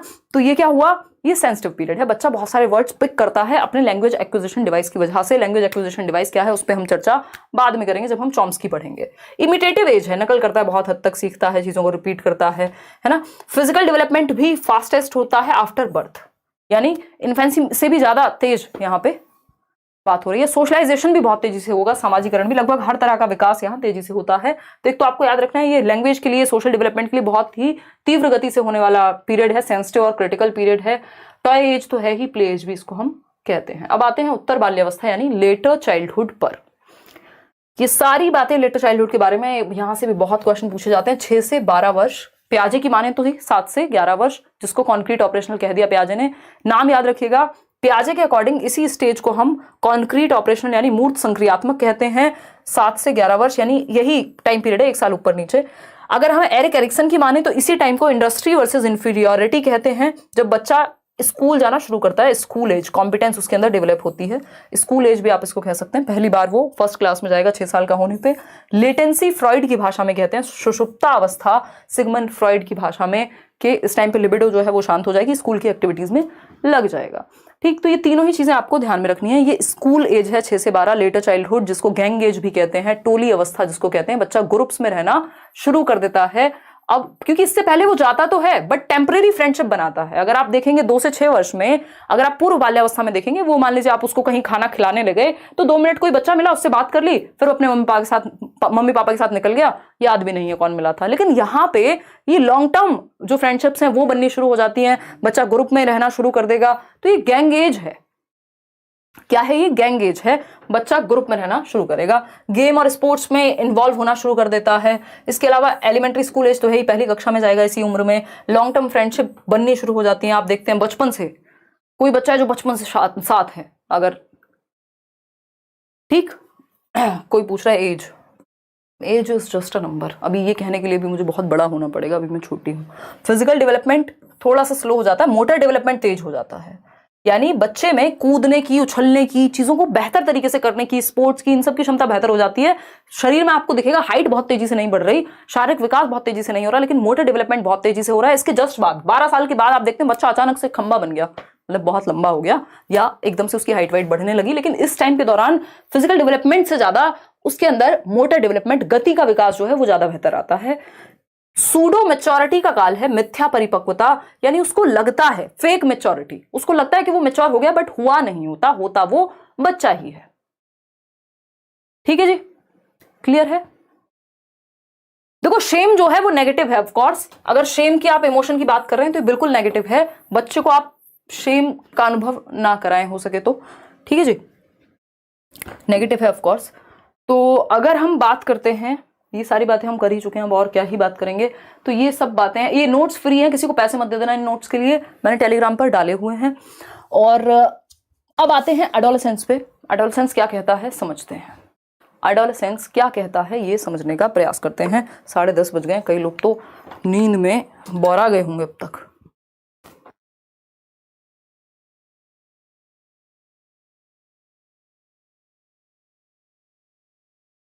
तो जिनको क्वेश्चन की बहुत ज्यादा इच्छा है ना, क्वेश्चन प्रैक्टिस करने की, 600 क्वेश्चन सिर्फ सीटेट के लिए करा चुकी हूं। एक बार आप प्लेलिस्ट खोल के देख लीजिए, 20 क्लासेस हैं आपकी सीडीपी की। ऑनलाइन पेपर जिस तरह का हुआ है उस तरह के क्वेश्चंस हैं, प्रीवियस ईयर भी हैं, और 30 क्वेश्चंस हैं एक वीडियो में, 20 सेशन है, 600 क्वेश्चन प्रैक्टिस कर लीजिए, उसके बाहर कुछ नहीं आना। देखिएगा, किशोरावस्था यानी एडोलेसेंस, ये है 12 से 18, बहुत इंपॉर्टेंट है, क्वेश्चन आता ही है हमेशा। 12 से 18 वर्ष, WHO की मानेंगे तो 10 से 19 वर्ष हो जाएगा। As per WHO 10 to 19 years of age. ठीक है, ये भी कहीं मैंने देखा था, किसी एग्जाम में पूछा हुआ है, तो इसलिए ये तो खैर मैं बहुत पहले से कराती हूँ, बट ये पूछ भी लिया है, ये मजे की बात है। ट्रांजिशनल पीरियड यानी परिवर्तन का काल, संक्रमण काल भी इसको कहते हैं, गोल्डन पीरियड, स्प्रिंग सीजन भी कह देते हैं, वसंत ऋतु। ट्रांजिशनल क्यों है ये? क्योंकि यहाँ ट्रांजिशन होगा। इससे पहले क्या था? चाइल्डहुड था, लेटर चाइल्डहुड की अगर हम बात करें, और इसके बाद क्या होगा? अडल्टहुड होगा, वयस्क बन जाएगा, अब उसको वोट का अधिकार हो जाएगा 21 साल का होते ही। तो अब वो बच्चे और बड़े के बीच में कहीं है, ट्रांजिशन में है, परिवर्तन में है। अभी ना वो बच्चा है ना वो बड़ा है, तो इसलिए वो कंफ्यूज भी है, उसको पता नहीं मेरी आइडेंटिटी क्या है। जरा सा कुछ बोलो घर में, कहते हैं अरे तुम तो बड़े हो गए, उतना भी नहीं पता, और फिर जरा सा कुछ और बोल दो तो कहेंगे अरे तुम तो बच्चे ही हो। ठीक है, तो स्ट्रेस एंड स्टॉर्म का काल भी इसको कहा है, तनाव, और क्योंकि एनर्जी बहुत होती है तो हम कह सकते हैं गोल्डन पीरियड है। स्ट्रेस एंड स्टॉर्म यानी तनाव और तूफान की अवस्था, स्टैनली हॉल के अनुसार। तनाव एवं तूफान का मतलब क्या है?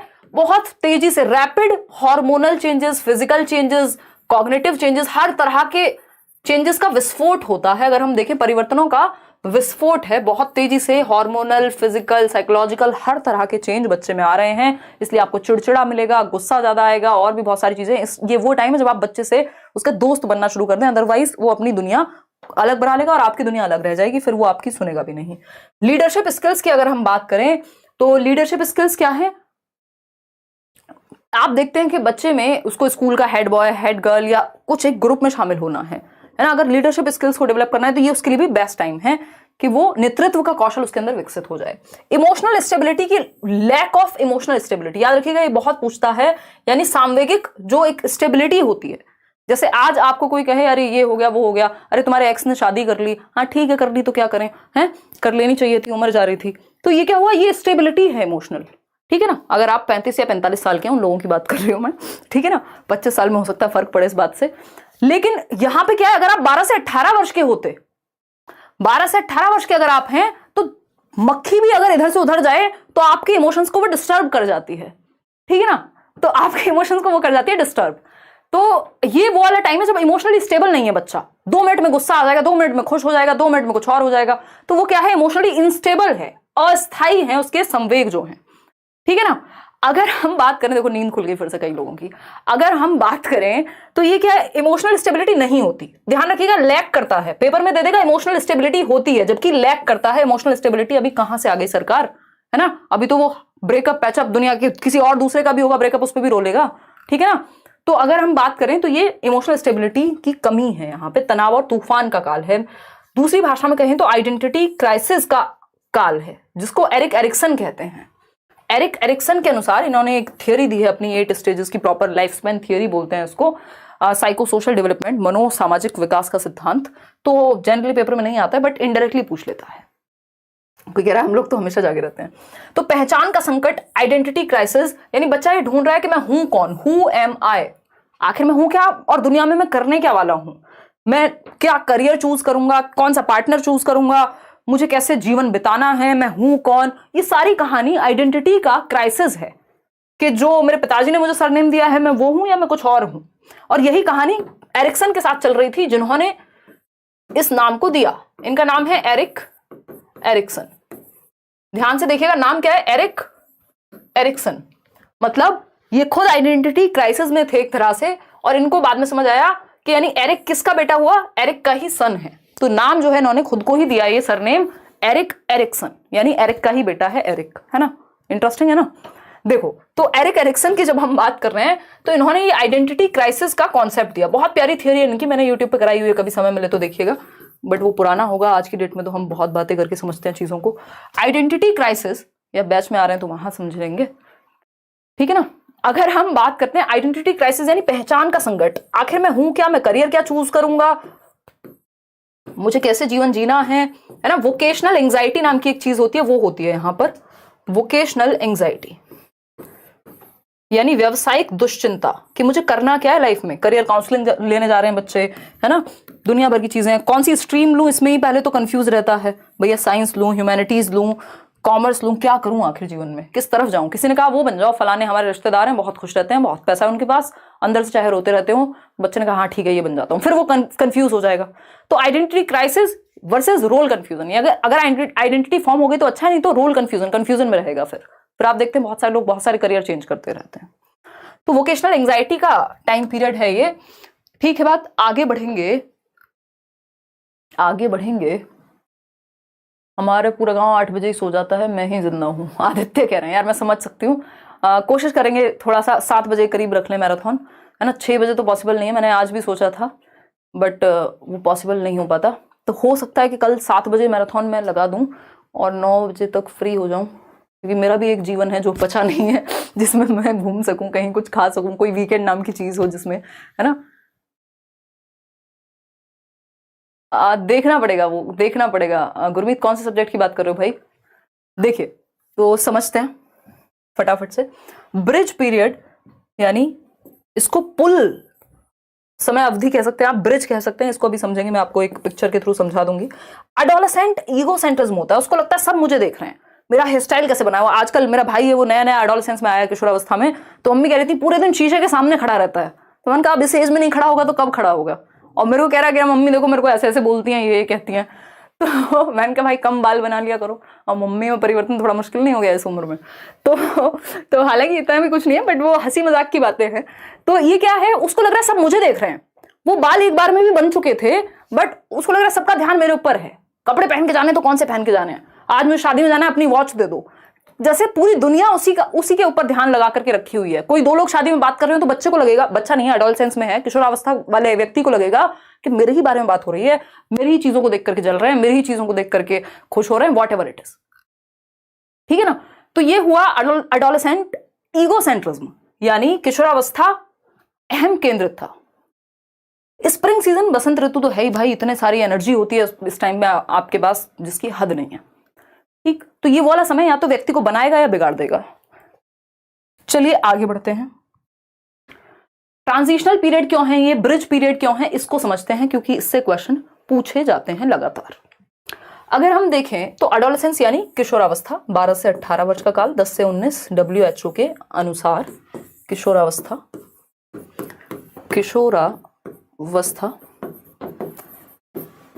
एडोलेसियर से आया है ये, बेसिकली जो वर्ड है टू ग्रो टू मेच्योरिटी, जिसका मतलब होता है अब मैं पता नहीं क्यों इतने डिटेल में जा रही हूँ, बट ठीक है, पढ़ लो यार, नुकसान नहीं होगा। एडोलेसिया से ये वर्ड आया जिसका मतलब होता है to grow to maturity, to grow to maturity, यानी परिपक्वता की ओर आप बढ़ रहे हैं, अभी हुए नहीं है परिपक्व, ठीक है। तो ये एक बात है। इधर है अडल्टहुड, यानी 21 साल के बाद या 18 साल के बाद अगर आप देखेंगे तो आप अडल्ट कहला रहे हैं, वयस्क बन जाएंगे आप। और इससे पीछे क्या है, चाइल्डहुड, लेटर चाइल्डहुड, जिसमें हम पढ़ के आए कि 12 साल से पहले पहले तक, 6 से 12 वाला जो टाइम है वो चाइल्डहुड का टाइम है। तो अडोलेसेंस बीच में कहीं फंसा हुआ है बेचारा, इसीलिए आइडेंटिटी के क्राइसिस हैं, रोने पड़ रहे हैं, ठीक है। अगर हम देखें तो ये है चाइल्डहुड यानी बाल्यावस्था, 12 वर्ष से पहले पहले बच्चा था, अब 21 के बाद 19 के बाद उसको थोड़ा अडल्ट की तरह ट्रीट करेंगे। बीच में अटका हुआ है कि यानी ब्रिज है ये, अपने आप में पुल है। किसके बीच का पुल है ये है एक ब्रिज चाइल्डहुड और अडल्टहुड के बीच का, इसीलिए इसको ब्रिज पीरियड एडोलेसेंस को कहते हैं। दूसरा नाम इसका ट्रांजिशनल यानी परिवर्तन का काल है, ट्रांजिशनल पीरियड। ट्रांजिशन हो रहा है आपका एक बच्चे से एक अडल्ट में, तो इसको ट्रांजिशनल पीरियड भी हम कहते हैं। क्लियर है बात या नहीं? क्लियर है या नहीं है, बताओ एक बार। सबको क्लियर है ये बात? चलिए आगे बढ़ते हैं। स्टैनली हॉल ने क्या कहा है इसको, तनाव एवं तूफान का काल है। एडोलेसेंट ईगो सेंटर्स मैंने आपको बता दिया। अच्छा, इसमें यार सीटेट के लेवल का नहीं है, छोड़ देते हैं उस बात को। दो बेसिकली वो होते हैं आपके हार्मोन्स डिसऑर्डर होते हैं। एक बिंज डिसऑर्डर होता है जिसको बुलीमिया कहते हैं, बहुत ज़्यादा खाता है बच्चा और उबल देता है एडोलेसेंस में ही। और एक होता है आपका एनोरेक्सिया नर्वोसा, बहुत कम खाती हैं लड़कियां क्योंकि उनको लगता है उनका जो वेट है वो बढ़ रहा है। ये दोनों जो डिसऑर्डर हैं वो भी एडोलेसेंस के ही डिसऑर्डर्स हैं। अब आते हैं नेक्स्ट टॉपिक जो है आपका हेरिडिटी एंड एनवायरनमेंट। इससे भी क्वेश्चन निश्चित रूप से आता है, चाहे केंद्रीय विद्यालय हो, सीटेट हो, कोई और दुनिया का पेपर हो जहाँ पे टीचिंग की तैयारी हो रही हो। हेरिडिटी एंड एनवायरनमेंट यानी आनुवांशिकता एवं वातावरण, ठीक है। ये क्या है, हेरिडिटी को हम कहते हैं कि ये नेचर का पार्ट है, यानी प्रकृति पोषण विवाद भी कह देते हैं। इस पे बहुत ही ज्यादा लड़ाइयां भी होती हैं मनोवैज्ञानिकों के बीच, चाइल्ड साइकोलॉजिस्ट के बीच, कि भाई नेचर ज्यादा जरूरी है या नर्चर ज्यादा जरूरी है। मनीष, एक और फालतू सवाल आपने किया और आप गए, है ना। आज आपको लग रहा है मैं मजाक के उतने मूड में हूं, कितनी सीरियस बातें चल रही हैं। हम यहाँ एरिक्सन डिस्कस कर रहे हैं, हम यहाँ ऐसे ऐसे लोगों को डिस्कस कर रहे हैं जिन्होंने दुनिया बदल दी पढ़ाई की, दुनिया मनोविज्ञान में और बच्चों के विकास में, चाइल्ड डेवलपमेंट में, सब पलट के रख दिया। और आप लगे हैं शादी कब करेंगे, हैं? मेरी शादी से दुनिया रुकी हुई है जैसे, हैं? चलो आओ फटाफट इधर आ जाओ, पढ़ लो, इतनी रात को लगे हुए हो। प्रकृति यानी नेचर, जिसको हेरिडिटी आनुवंशिकता कहते हैं। नेचर मतलब जो आपको मिल चुका है, आप इसको कह लीजिए नेचर से मिला है या आपके जीन से, जेनेटिक मेकअप से मिला है, जिसमें बदलाव संभव नहीं है, स्टैटिक है, ये स्थिर है, ऐसा नहीं हो सकता। आपकी आंखों का रंग आपको आज काला मिला है, कल आप उसको कुछ और बना लें, ठीक है ना। तो स्थिर है, फिक्स्ड है एक तरह से अगर देखा जाए। बहुत रेयर चेंजेस आते हैं, वो भी जनरेशन बाय जनरेशन। नर्चर की अगर हम बात करें तो इसको पोषण कहते हैं, कि जो नर्चर, पोषण कहां से मिलेगा, खाना पीना माहौल जो भी है वो एनवायरमेंट से मिलेगा। तो नर्चर का मतलब एनवायरमेंट यानी वातावरण हो गया, ठीक है जी बात। वातावरण एक डायनामिक फैक्टर है, परिवर्तनशील है। आज आप गांव में रहते हैं, कल आप शहर में जा सकते हैं, कल आप शहर में रहेंगे, परसों गांव में जा सकते हैं, और गांव से अमेरिका जा सकते हैं, अमेरिका से रूस, रूस से जहां चाहें घूम सकते हैं पूरी दुनिया, और फिर वापस से गांव आ सकते हैं। तो ये क्या हुआ, डायनामिज्म है, परिवर्तन है। जैसे डेवलपमेंट भी क्या, एक चेंज की प्रोसेस है, ठीक है ना। बहुत बढ़िया, ऑल द बेस्ट साक्षी और आपकी दोनों सहेलियां अर्चना और लक्ष्मी, है ना। पढ़ लो, अब आ जाओ, ऑल द बेस्ट। अरे आप लोग बढ़िया करके आओगे, इतनी मेहनत क्यों चल रही है तो। लेकिन अब आपके बस का अगर पढ़ना नहीं है टिक करके तो प्रॉब्लम है, अदरवाइज अगर जो लोग पढ़ सकते हैं, ऑफकोर्स आप लोग पढ़ ही सकते हैं, तभी रुके हुए हैं, तो फिर उस स्थिति में कुछ नहीं कर सकते। तो प्रकृति यानी हेरिडिटी यानी नेचर, इसमें परिवर्तन उतना संभव नहीं है, जेनेटिक है। वही पोषण की अगर हम बात करते हैं तो ये एनवायरमेंट यानी डायनामिक है, परिवर्तनशील है, परिवर्तन आप आसानी से एनवायरमेंट में कर सकते हैं। अब कई लोग कहते हैं हेरिडिटी ज्यादा इंपॉर्टेंट है यानी नेचर ज्यादा इंपॉर्टेंट है, कई लोग कहते हैं नर्चर ज्यादा इंपॉर्टेंट है यानी पोषण ज्यादा इंपॉर्टेंट है, एनवायरमेंट ज्यादा इंपॉर्टेंट है। देखिए, अगर हेरिडिटी नहीं होगी तो एनवायरमेंट कितना भी अच्छा दे लीजिए, मान लीजिए एक बच्चे का बिल्कुल बुद्धि लब्धि एकदम इडियट वाली है, मतलब उसका जो है मानसिक विकास बिल्कुल रिटार्डेड है, तो एनवायरमेंट बहुत अच्छा देके भी बहुत ज्यादा परिवर्तन नहीं आ जाएगा। और अगर मान लीजिए हेरिडिटी बहुत अच्छी है और एनवायरमेंट एकदम खराब मिल गया, तो जिसको साइंटिस्ट बनना था वो चोर या टेररिस्ट भी बन सकता है। तो ये क्या हुआ, दोनों ही चीजें महत्वपूर्ण हो गई, ठीक। तो हम ये कहेंगे नेचर और नर्चर की जब हम बात कर रहे हैं तो दोनों ही महत्वपूर्ण हैं। नेचर और नर्चर की डिबेट में आपको दोनों के साथ रहना है। कुछ पक्षों में नेचर ज्यादा प्रभावी हो जाता है, यानी हेरिडिटी, जैसे आपकी आंखों का रंग, आपकी बालों का रंग, आपका बॉडी टाइप, आपकी हाइट, ये सब हेरिडिटी से ज्यादा प्रभावित होती हैं। और आपका जो एजुकेशन है, न्यूट्रिशन है, ये एनवायरमेंट से, ट्रेनिंग है, वो एनवायरमेंट से ज्यादा प्रभावित होती है। तो डेवलपमेंट क्या है? प्रोडक्ट है। डेवलपमेंट क्या है? वुडवर्थ कहते हैं दोनों ही महत्वपूर्ण है विकास में, चाहे वो हेरिडिटी हो चाहे वो एनवायरमेंट हो, दोनों का गुणनफल है विकास। लेकिन याद रखिएगा गुणनफल है, एडिशन नहीं है, एडिटिव नहीं होते ये पेपर में पूछा जा चुका है और ये अलग अलग लेवल्स के तरीके से भी पूछा जाता है। एडिटिव नहीं होते, यानी योग नहीं हो सकता हेरिडिटी और एनवायरमेंट का। हेरिडिटी प्लस एनवायरमेंट बराबर डेवलपमेंट नहीं होता, ये क्रॉस लगा लीजिएगा इस चीज पे। हेरिडिटी इनटू एनवायरमेंट होगा, हेरिडिटी की गुणा होती है एनवायरमेंट के साथ, दोनों क्या करते हैं? प्रतिक्रिया करते हैं, आपस में इंटरेक्शन होता है हेरिडिटी और एनवायरमेंट का, और तब जाकर के विकास होगा। तो डेवलपमेंट बराबर हेरिडिटी इनटू एनवायरमेंट। अब इसमें ऐसा नहीं कि 50% रोल जो है हेरिडिटी का है, 50% एनवायरमेंट का है। अगर ऐसा होता तो फिर ये एडिटिव हो जाते, इनमें योग संभव था। फिर तो 50% हेरिडिटी 50% एनवायरमेंट बन गई चाय। ऐसा थोड़ी है, कॉम्प्लेक्स इंटरप्ले है, जटिल पारस्परिक क्रिया है। कुछ क्षेत्र में हेरिडिटी बहुत ज्यादा प्रभावी हो जाती है, कुछ में एनवायरमेंट ज्यादा प्रभावी हो जाता है। ठीक है ना? अगर आप एजुकेशन की बात कर रहे हैं तो फिर एनवायरमेंट मैटर ज्यादा करेगा। अगर हम हेरिडिटी की बात कर रहे हैं तो आपका जो इंटेलिजेंस का स्तर है वो हेरिडिटी से ज्यादा प्रभावित होगा। हेरिडिटी क्या है? फिक्स्ड है, स्टैटिक है, स्थायी है। एनवायरमेंट डायनेमिक और चेंजेबल है, यानी परिवर्तनशील है। Heredity can be best viewed, हम हेरिडिटी को देख सकते हैं जो एक रेंज सेट करती है। हेरिडिटी एक बेस तैयार कर देती है, केवीएस में पूछा जा चुका है। क्या है? हेरिडिटी एक बेस तैयार कर देती है, डेवलपमेंट के लिए एक आधार प्रदान कर देती है। हेरिडिटी क्या है? अब हम ये पढ़ेंगे थोड़ा सा। हेरिडिटी लोअर लिमिट और अपर लिमिट सेट कर देती है डेवलपमेंट के लिए, बीच में आप एनवायरमेंट की वजह से खेलते रहते हैं, है ना? तो एक लिमिट तय करने में या बेस देने का काम करती है हेरिडिटी। अगर आप हेरिडिटरी बिल्कुल ही ठीक स्थिति में नहीं है, मानसिक विकास आपका बिल्कुल ही जड़ बुद्धि है, तो उस स्थिति में बहुत ही मुश्किल है कि आपको कितना भी अच्छा एनवायरनमेंट देके गिफ्टेड बना दिया जाए, वो फिर पॉसिबिलिटी नहीं हो पाएगी। ठीक है, लेकिन हाँ, ज्यादातर लोगों का आईक्यू एवरेज होता है, तो इसलिए आप इसमें अपनी असफलताओं का जो ठीक रहा है वो खुद पे फोड़िएगा। ये मत कहिएगा हमें तो हेरिडिटी से अच्छी इंटेलिजेंस नहीं मिली थी। ज्यादातर दुनिया सिर्फ 2% लोग हैं जो जीनियस हैं और 2% लोग से भी कम हैं जो एकदम इडियट हैं, बाकी सब एवरेज में ही हैं। More than 50% population average IQ रखती है। आईक्यू पे आएंगे अभी। तो is actually shaped by the support and opportunities of the environment, यानी जो हेरिडिटी है उसको सपोर्ट मिलती है, एनवायरनमेंट और हेरिडिटी दोनों काम करते हैं। बेसिकली सपोर्ट देखिएगा, जो डेवलपमेंट है उसको सपोर्ट मिलता है हेरिडिटी और एनवायरनमेंट में जो अपॉर्चुनिटीज मिली हैं उससे। ठीक है, ये वही बेसिक बात जो हम 4 बार रिपीट कर चुके हैं। यार आजकल मेरी तबीयत जो है ना वो थोड़ी सी एग्जॉस्टेड हूं मैं। देखिएगा, अब आते हैं प्रिंसिपल्स ऑफ डेवलपमेंट पर। प्रिंसिपल्स ऑफ डेवलपमेंट देखिएगा, नेक्स्ट वीकेंड शायद सैटरडे संडे आपकी ऑफलाइन क्लासेस मैं रख सकती हूँ, तो दिल्ली आने के लिए तैयार रहिएगा। ठीक है जी, मैंने सोचा था 2-2.5 घंटे ही रखे हैं आज की क्लास। अभी कितना समय हुआ है हमको? अभी तो 1.5 घंटा हुआ है। बहुत बड़ा श्रद्धा। चलिए अभी पढ़ते हैं। तो प्रिंसिपल्स ऑफ डेवलपमेंट देखिएगा, प्रिंसिपल्स पढ़ेंगे, फिर उसके बाद हमारे पास है इंडिविजुअल डिफरेंसेस का टॉपिक, फिर उसके बाद है हमारे पास, चलते हैं अभी तो पढ़ते हैं, कोई दिक्कत नहीं। पढ़ने के लिए तैयार हो ना, मतलब रुक सकते हो ना रात को, सुबह कहीं जाना तो नहीं है, संडे है आज तो।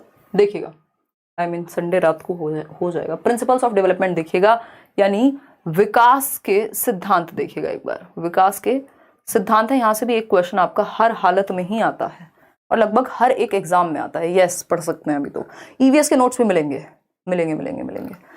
कल 7 बजे रख सकते हैं या तो सेशन, या फिर एक दिन रुक करके हर दिन मैराथन रख सकते हैं। चलो देख लेंगे वो, आप एक बार वीडियो चेक कर लेना, हो सकता है कल 7 बजे आपका एक मैराथन सेशन आपको मिल जाए।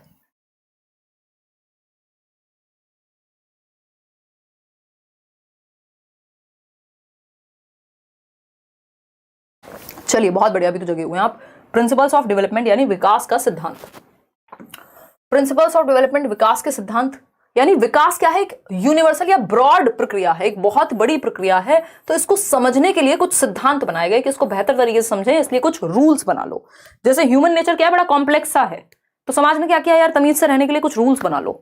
तो रूल्स क्या हमें हेल्प कर देते हैं, ज्यादा भसड़ नहीं होती दिमाग में, हमें पता होता है ये फॉलो करना है, अगर ज्यादा दिमाग नहीं लगाना तो ये फॉलो कर लो, चुपचाप से बात खत्म। ठीक, तो इसी तरह से विकास के भी कुछ सिद्धांत बनाए गए कि इन सिद्धांतों पे विकास काम करता है, क्योंकि विकास एक ब्रॉड प्रक्रिया है, बहुत ही बड़ी प्रक्रिया है, तो इसको बेहतर तरीके से समझने के लिए कुछ सिद्धांत डेवलप किए गए। सबसे पहली बात कि डेवलपमेंट क्या है, यूनिवर्सल है। यहां लिख लीजिएगा, development is universal. Development is universal. Universal यानी विकास एक सार्वभौमिक प्रक्रिया है। विकास एक सार्वभौमिक प्रक्रिया है। सार्वभौमिक प्रक्रिया है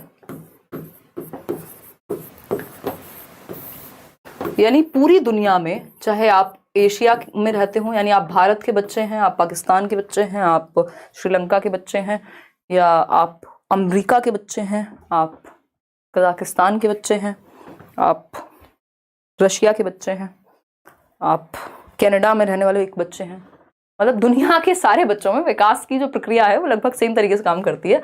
यानी विकास सार्वभौमिक है, एटलीस्ट जो स्टेजेस हैं। तो इन्फेंसी पूरी दुनिया के हर बच्चे के लिए एक जैसा ही रहेगा। चाइल्डहुड है तो सभी के लिए एक जैसा रहेगा, ऐसा तो नहीं है चाइल्डहुड में अगर रशिया का बच्चा है तो वो तो भाई ओलंपिक्स में चला जाता है और यहाँ बच्चे चल नहीं पाते, ऐसा नहीं होता ना। मतलब जा सकता है ट्रेनिंग वगैरह से, लेकिन इन्फेंसी मतलब सभी के लिए एक जैसा। जन्म से 2 वर्ष में यदि बच्चा सेंसस से सीखता है तो पूरी दुनिया के बच्चे ऐसे ही सीखते हैं, है ना। बच्चा अगर चलने से पहले क्रॉल करना, घिसट के चलना सीखता है तो वो सारी दुनिया में यही पैटर्न फॉलो होता है। यानी विकास का जो पैटर्न है वो यूनिवर्सल है।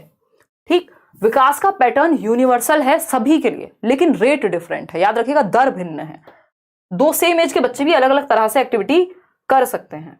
देखिए, डेवलपमेंट इज कॉन्टिन्यूअस, ये हमें पता है, सतत चलता है, लाइफ लॉन्ग, वूम टू टूम, ये हुआ पहला सिद्धांत, जीवन पर्यंत चलेगा। डेवलपमेंट इज सीक्वेंशियल और ऑर्डरली, यानी क्रम में होता है। इन्फेंसी के बाद आपका चाइल्डहुड आएगा, उसमें भी पहले अर्ली चाइल्डहुड, लेटर चाइल्डहुड, फिर एडोलेसेंस, फिर अडल्टहुड, फिर ओल्ड एज जाकर के कहीं आएगी। एक क्रम है, एक सीक्वेंस है। Rate of development varies person to person, विकास की दर भिन्न होती है। याद रखिएगा, इसका जो पैटर्न है, जो विकास का पैटर्न है वो पूरी दुनिया में सभी के लिए सेम है, यूनिवर्सल है। जो पैटर्न है, जो डेवलपमेंट का पैटर्न है वो यूनिवर्सल है। सब जगह पे पैटर्न ऐसा ही फॉलो होता है कि पहले बच्चा बैठना सीखता है, फिर वो घिस घिस के, मतलब पहले चलना सीखता है, फिर बैठना सीखता है, फिर खड़े होना सीखेगा, फिर चलना सीखेगा, फिर दौड़ना सीखेगा कहीं। ये क्या है, एक पैटर्न है जो सब जगह फॉलो होगा। बच्चा पहले एक सेंटेंस बोलने से पहले वो सिंगल शब्द बोलना शुरू करता है, उसके बाद वो 2 शब्दों को जोड़ के नया शब्द जोड़ेगा। तो ये क्या हुआ, एक पैटर्न है, सेम होगा, यूनिवर्सल है। लेकिन रेट सेम नहीं है। यानी पैटर्न तो सेम है सभी के लिए, विकास का जो पैटर्न है वो सेम है, लेकिन रेट इज डिफरेंट, दर जो है वो भिन्न है। अगर 2 सेम एज के बच्चे हैं, दोनों में सेम गति से विकास होगा जरूरी नहीं है। एक बच्चा है जो 9 महीने में खड़ा होना सीख गया था, दूसरा बच्चा है जिसको लगभग 1.25 साल या 1.5 साल लग गया। तो दर भिन्न है। किसी में कोई चीज तेजी से होती है, उसमें हेरिडिटी और एनवायरमेंट दोनों ही कारण होते हैं, किसी में वही चीज जल्दी हो जाती है। ठीक है ना, क्लियर है? कोई दिक्कत परेशानी इस बात को समझने में अगर है तो आप बता सकते हैं।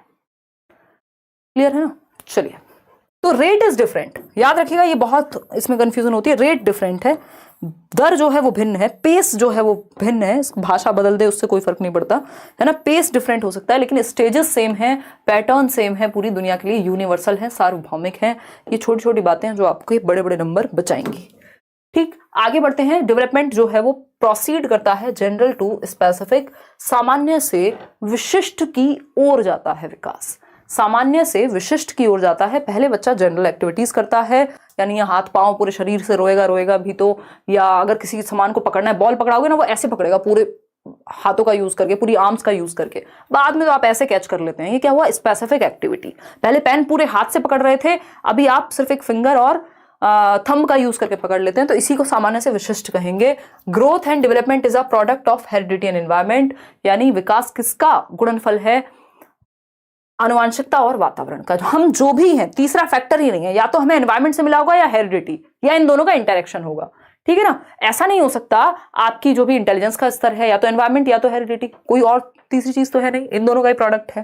डेवलपमेंट प्रिडिक्टेबल होता है, यानी पूर्वानुमान लगाया जा सकता है। भारतवर्ष में एक कहावत जो है वो बहुत ही फेमस है कि पूत के पांव पालने में दिख जाते हैं, यानी पुत्री के भी दिख ही जाते होंगे, बट ऐसे ही चलता है समाज, जनरली बदल जाएगा समय के साथ।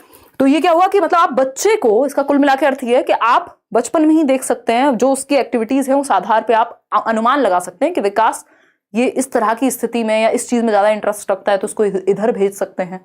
या फिर ये भी पूर्वानुमान लगा सकते हैं कि बच्चा बैठना सीखेगा, क्रॉल करना सीखेगा, या वॉकिंग पहले सीखेगा, उसके बाद वो जंपिंग सीखेगा, उसके बाद वो रनिंग सीखेगा। ये क्या है, एक अनुमान है, क्योंकि एक पैटर्न है ना, तो पैटर्न की वजह से हम क्या एक अनुमान लगा सकते हैं कि विकास की प्रक्रिया चलती कैसे है। There is a constant interaction between all factors of development, यानी विकास के जितने भी पक्ष हैं वो सब आपस में जुड़े हुए हैं, फिजिकल, कॉग्निटिव, सोशल और इमोशनल।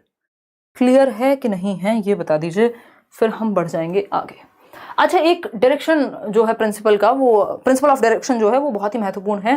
देखिएगा, डेवलपमेंट मॉडिफिएबल है, रिवर्सेबल नहीं है, ये बात भी ध्यान रखिएगा पेपर में। और कोई कह रहा है ऊँट के बाल, अच्छा जो भी है यार, ठीक है ना, समझ लिया करो। हाँ एग्जैक्टली आदि, बहुत ही बढ़िया।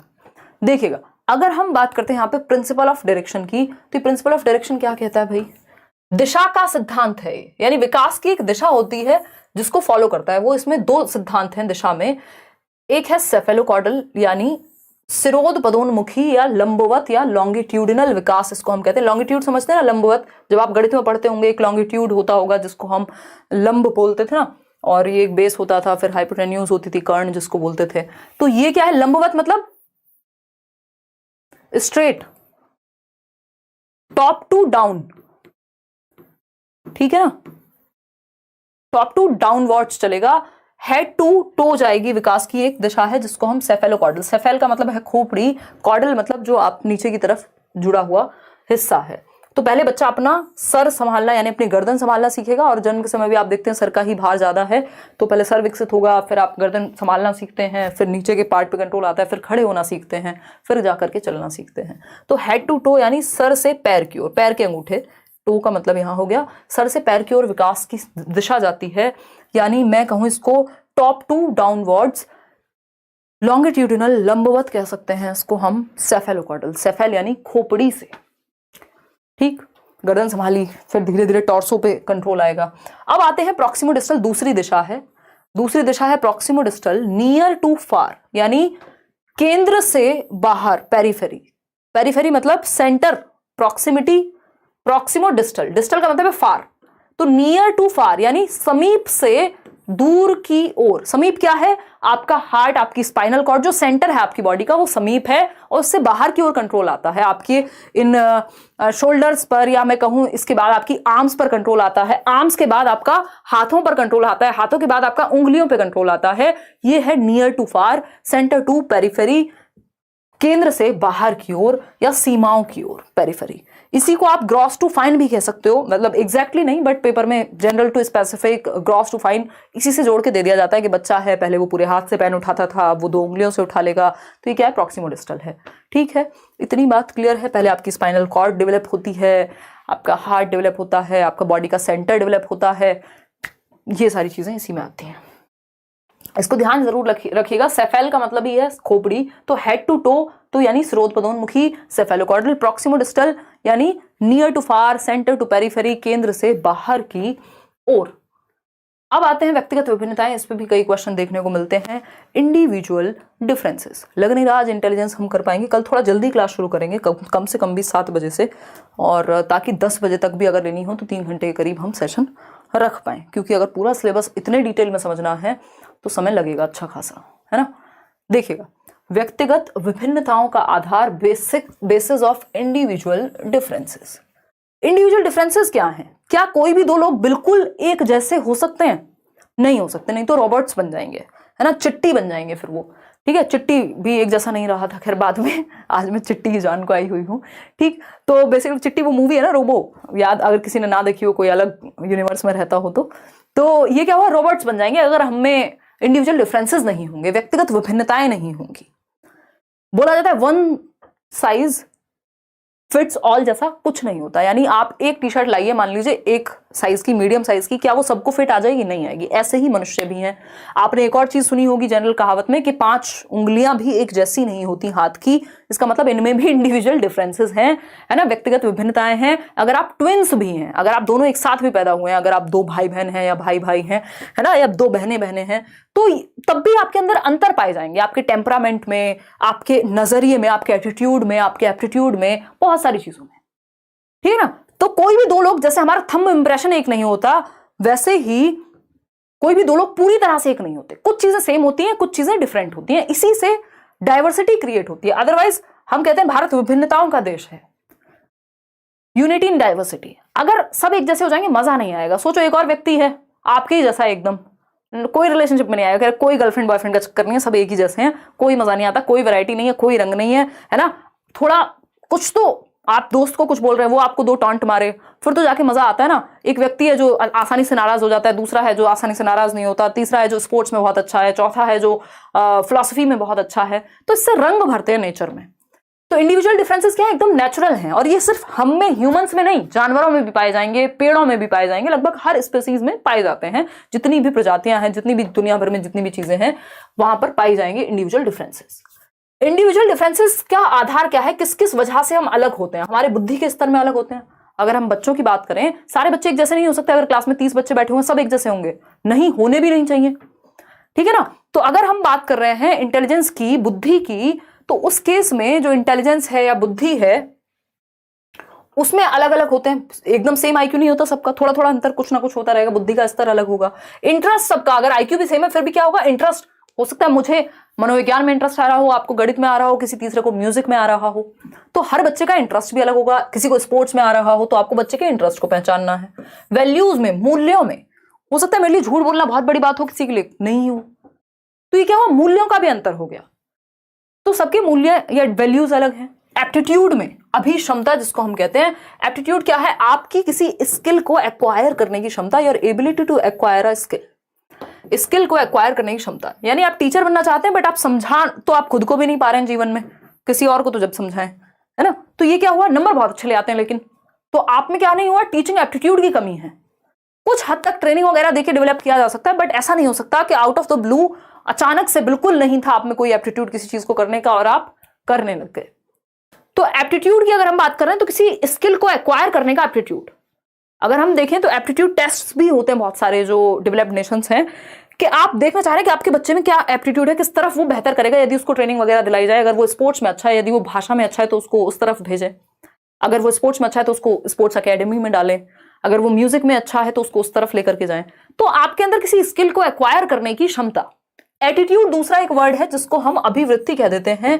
एटीट्यूड है आपका नजरिया कैसा है, आपके वैल्यूज कैसी हैं, आपका एटीट्यूड मतलब आपके आइडियाज, आपके बिलीफ्स, आपके वैल्यू, आपका सिस्टम, आपका परसेप्शन कैसा है, बेसिकली आपका नजरिया कैसा है, आप किस तरह से सोचते हैं, किन चीजों को मानते हैं, आपके आइडियाज, वैल्यूज, बिलीफ्स क्या हैं आपके, उस आधार पे एक व्यक्ति में हम कहते हैं इसका नेगेटिव एटीट्यूड है, इसका पॉजिटिव एटीट्यूड है। यानी ये क्या हुआ? वो उसके क्या आइडियाज हैं, उसका क्या बिलीफ सिस्टम है, वो कैसे देखता है चीजों को। पर्सनैलिटी यानी व्यक्तित्व। सबकी पर्सनैलिटी भी अलग होती है, इसमें हेरिडेटरी फैक्टर्स भी होते हैं, एनवायरमेंटल फैक्टर्स भी होते हैं। हालांकि पर्सनैलिटी एक डायनेमिक फैक्टर है, ठीक है ना। मैम आज रहने दो, कल 7 बजे से चालू कीजिएगा। हाँ यार, क्योंकि मैंने भी आज खाना वाना खाया नहीं है प्रॉपर, देखिएगा। और थोड़ा सा एग्जॉशन चल रहा है पिछले, मुझे जितना याद आ रहा है 2 महीने में, कम से कम भी 2 महीने से संडे की शक्ल नहीं देखी है। देखिएगा इंडिविजुअल डिफरेंसेस यानी व्यक्तिगत विभिन्नताएं। अब इंडिविजुअल डिफरेंसेस अच्छे से पढ़ लेते हैं, फिर उसके बाद ही छुट्टी करेंगे। ये अच्छा टॉपिक है, यहाँ से क्वेश्चन आता है, ठीक है ना। केवीएस पीआरटी की फीस कम करवा दीजिए। अगर आपको बहुत ज्यादा समस्या है अनुराग तो आप मेल डाल दीजिए, फ्री दिला देंगे। अगर बहुत ही एक्सट्रीम समस्या, आपको लगता है कि आप 1500 रुपये पे नहीं कर पाएंगे या 2000 रुपये, कितनी 2000 फीस है ना, अभी तो डिस्काउंट पे ही है 15 तारीख तक, क्योंकि 1500 का तो फॉर्म ही है और उसमें 10 टीचर पढ़ा रहे हैं अगर हम बैच की बात कर रहे हैं, और सभी अपने आप में एक्सपीरियंस लोग हैं। तो वो अपने आप में ही जिस फीस पे आपके सामने है बैच, क्योंकि पेडागोजी का बैच मैंने स्पेशली बोल भी दिया टीम को, मुश्किल से 800 से ऊपर नहीं रखेंगे उसको, जिनको सिर्फ पेडागोजी पढ़नी है। और बट इसमें 10 टीचर्स इन्वॉल्व हैं, पूरा मटेरियल होगा, टेस्ट सीरीज वैसे दुनिया भर की चीजें हो जाएंगी, बाद में ऑफलाइन चीजें भी होंगी, तो वो उनके एंड पे भी मैनेज करना ईजी नहीं होता कई बार, ठीक है ना। खैर देखिएगा, समझते हैं। अगर हम बात, इसमें ईवीएस भी है क्योंकि जो ईवीएस वाले क्वेश्चन है साइंस रिलेटेड क्वेश्चंस भी उसमें आ सकते हैं, तो वो भी आपका डाला गया है। इंडिविजुअल डिफरेंसेस यानी व्यक्तिगत विभिन्नताएं, खैर बैच पे अलग से बात कर लेंगे। व्यक्तिगत विभिन्नताओं की यदि हम बात करें, व्यक्तिगत विभिन्नताएं, विभिन्नताएं यानी व्यक्तियों में भिन्नताएं होती हैं, सभी एक जैसे नहीं हो सकते, ठीक। और ये किस आधार पे होती है इनको अगर हम देखें, या तो इनहेरिटेड होती हैं, क्योंकि हेरिडिटी और एनवायरमेंट दो ही तो चीजें हैं जो हमारी पूरी दुनिया को डिफाइन कर रहे हैं। हेरिडिटी यानी इनहेरिटेड, आपने इनहेरिट कर लिया, है ना, इनहेरिट कर लिया अपने पिताजी का टेम्परामेंट, बहुत ही गुस्से वाले, थोड़ा आपके अंदर भी वो नकचड़ापन है, तो ये क्या हुआ, टेम्परामेंट। या बहुत ही शांत रहने वाले, कई माँ बाप होते हैं जो बहुत शांत होते हैं, उनके बच्चे भी, उनका भी टेम्परामेंट थोड़ा सा प्रभावित होता है उस चीज से। इसमें एनवायरमेंट और हेरिडिटी दोनों का रोल है। एस्टेट में भी ये काम आ सकता है, बिल्कुल आलोक, मतलब ऐसा थोड़ी टॉपिक चेंज हो जाएंगे, दुनिया से अलग हो जाएगा कुछ। Hello ma'am, I am in Bangalore, can you please tell, मेरा सीटेट क्लियर करने के बाद मुझे यहाँ केटेट क्लियर के बाद रीजनल लैंग्वेज सीखनी पड़ेगी गवर्नमेंट के लिए। हो सकता है, डिपेंड करता है उनके रूल्स क्या है देती, जिस भी स्कूल में या जिस भी स्टेट गवर्नमेंट में आप अप्लाई कर रहे हैं, अगर ऐसे रूल्स हैं तो सीखनी पड़ सकती है, अदरवाइज हो सकता है आपका इंग्लिश से काम चल जाए। सीटेट पेपर 2 की हम बात करें, मैंने क्लियर कर लिया और मेरे 49% थे, आई बिलोंग फ्रॉम एससी, फिर तो कोई दिक्कत नहीं है ना, उसमें होगा रिलैक्सेशन। एक बार चेक कर लेना कि एक बार वो पूरा पढ़ लेना, मैंने सिलेबस शायद शेयर नहीं किया, आज कर दूंगी। और अगर रिलैक्सेशन एज में दिया होगा, मतलब उसमें परसेंटेज में एससी हिसाब से, जो कि होता है ज्यादातर जगह पे, बट इसमें मुझे कहीं दिखा नहीं था। तो टेम्परामेंटली यानी इनहेरिटेड की अगर हम बात करें तो आपका टेम्परामेंट जो स्वभाव है वो आपकी हेरिडिटी से प्रभावित हो सकता है। आपकी जो मानसिक क्षमता, आपकी जो इंटेलिजेंस है वो ज्यादातर हेरिडिटी से प्रभावित होती है। आपका आईक्यू, फिजिकल यानी जो आपका फिजिक है, आपकी शारीरिक बनावट है, आपके पिताजी थे 6 फीट के, मम्मी भी थी 5'11" की, आप हो गए 7 फीट के, ये क्या है, ये मैं मजाक कर रही हूँ, ये इनहेरिटेड है, ठीक है। तो इंडिविजुअल डिफरेंसेस सब कुछ तो आ ही जाएगा ना इसमें। तो अगर हम बात करें तो ये हुआ इनहेरिटेड यानी फिजिक, आपका बॉडी स्ट्रक्चर, कई लोग मोटे नहीं होते कितना भी खा लें, वो जेनेटिक्स ही उनके वैसे हैं, है ना। तो अगर हम बात करें फिजिक आपकी, मेंटल और टेम्परामेंटल जो आपका स्वभाव है, ये सब इनहेरिटेड ज्यादा होते हैं। और एक्वायर्ड की अगर हम बात करें, अर्जित की अगर हम बात करें, जैसे मेरी और मेरी मदर की जो शक्ल है बिल्कुल एक जैसी है, मेरी नानी की शक्ल मदर से कुछ मिलती है, तो ये क्या हुआ, ये इनहेरिटेड है। इंडिविजुअल डिफरेंसेस में तो दिखना, शेप, साइज, शक्ल सब आ जाता है ना, तो ये हुआ इनहेरिटेड वाला केस। इवन आवाज भी आप देखते हैं, आप भाई बहनों की मिक्स हो जाती है, मम्मी और बेटी की मिक्स हो जाती है, फोन उठा करके किसी को लगता है रिश्तेदार को, अरे आप हैं ये तो हमने समझा था बहन जी होंगी, देखिएगा, या भाभी जी होंगी। एक्वायर्ड यानी अर्जित की जब हम बात करें, जो हम एनवायरमेंट से उठाएंगे, इनहेरिटेड मतलब जो हेरिडिटी से मिली है। तो अगर हम एक्वायर्ड की बात कर रहे हैं तो इसमें सोशल फैक्टर्स, जिस सोसाइटी, जिस समाज में हम रह रहे हैं, अगर हम आसपास का माहौल ही ऐसा है जहां गोली कट्टे बंदूक सब चलते हैं रोज, तो वहां अलग तरह का सोशल डेवलपमेंट होगा, है ना। और एक कल्चर ऐसा है, जो भी कल्चर है आपका, जो भी संस्कृति है, जो समय के साथ आप परिवर्तन देख रहे हैं, क्या पहनावा है, बहुत सारी चीजें, ये आपकी एनवायरमेंट से, कि एक व्यक्ति जो राजस्थान में रहता है तो इंडिविजुअल डिफरेंसेस का एक कारण उसमें एक्वायर्ड ट्रेट्स भी होंगे जो कल्चर से या सोसाइटी से उठाए होंगे। भाषा हो सकती है, इसमें बहुत सारी चीजें हो सकती हैं। आज तो पूरे घर वाले शादी में गए, लेकिन हम नहीं गए आपकी क्लास की वजह से। शालिनी बिल्कुल दिल खुश कर दिया आपने, मेरी मेहनत को सफल बना दिया, अदरवाइज मेरे पैर की मूछ अभी तक भी ठीक नहीं हुई है ना। लेकिन मुझे अभी आजकल मैं उस मोड में हूँ कि कुछ भी नजर नहीं आ रहा कि थके हो, हाँ रहो थके हुए। मैं सोती हूँ तो आसपास नोट्स बिखरे हुए होते हैं, हाईलाइटर्स, पेन, लैपटॉप, आईपैड सब बिखरा हुआ होता है, मुझे बड़ा मजा आता है ना। तो ये बहुत ही खुशी की बात है, इस चीज के लिए अपने आप को धन्यवाद दीजिए। सीखना और सिखाने की प्रक्रिया जिसमें आप हैं, टीचर बनने भी जा रहे हैं, इससे और प्योर और इससे बढ़िया चीज दुनिया में है नहीं, अगर देखेंगे आप तो। बाकी सारी चीजें सेकेंडरी है। तो कल्चर यानी संस्कृति, ये भी आप एक्वायर करते हैं भाई, जहां जन्म हो गया वहीं, जैसे सोसाइटी में आप हो गए। अब मिर्जापुर के माहौल में होंगे तो वहां से जैसे बन जाएंगे, जरूरी नहीं सब वैसे ही बने, बट डाइवर्सिटी यानी ये एक्वायर्ड हो सकते हैं। एजुकेशनल क्या है, जो एजुकेशन आप ले रहे हैं वो भी एनवायरमेंट से एक्वायर्ड है, हेरिडिटी के साथ थोड़ी पैदा हुई है। पिताजी गए थे सरकारी स्कूल में, आपको भेज रहे हैं कॉन्वेंट में, ठीक। तो एजुकेशनल भी एनवायरमेंट, और इमोशनली भी हम बहुत सारी चीजें एक्वायर कर लेते हैं। घर में लड़ाई झगड़ा, सेक्सुअल अब्यूज, कोई और अब्यूज, या फिर बहुत ही हेल्दी एनवायरमेंट अगर इमोशनली मिला है तो ये भी एक्वायर कर लिया बच्चे ने। तो ये एक्वायर्ड होते हैं और इनहेरिटेड होते हैं, इनके दोनों के अंतर मैंने आपको बता दिए हैं, ध्यान में रखना जरूर है। अपना ध्यान भी दिया कीजिए। आयुष देंगे ध्यान, अभी 2 महीने जिम नहीं जा पाई हूँ, जाऊंगी अब। एक बार आप लोगों को निपटा दो, आई मीन निपटाने का मतलब सीटेट, और फिर केवीएस तैयार है, तो मतलब लग नहीं रहा है कि कहीं भी शांति है अभी, बट ठीक है मैनेज हो जाएगा, मतलब डोंट वरी। देखिएगा, व्यक्तिगत विभिन्नताएं यानी इंडिविजुअल डिफरेंसेस।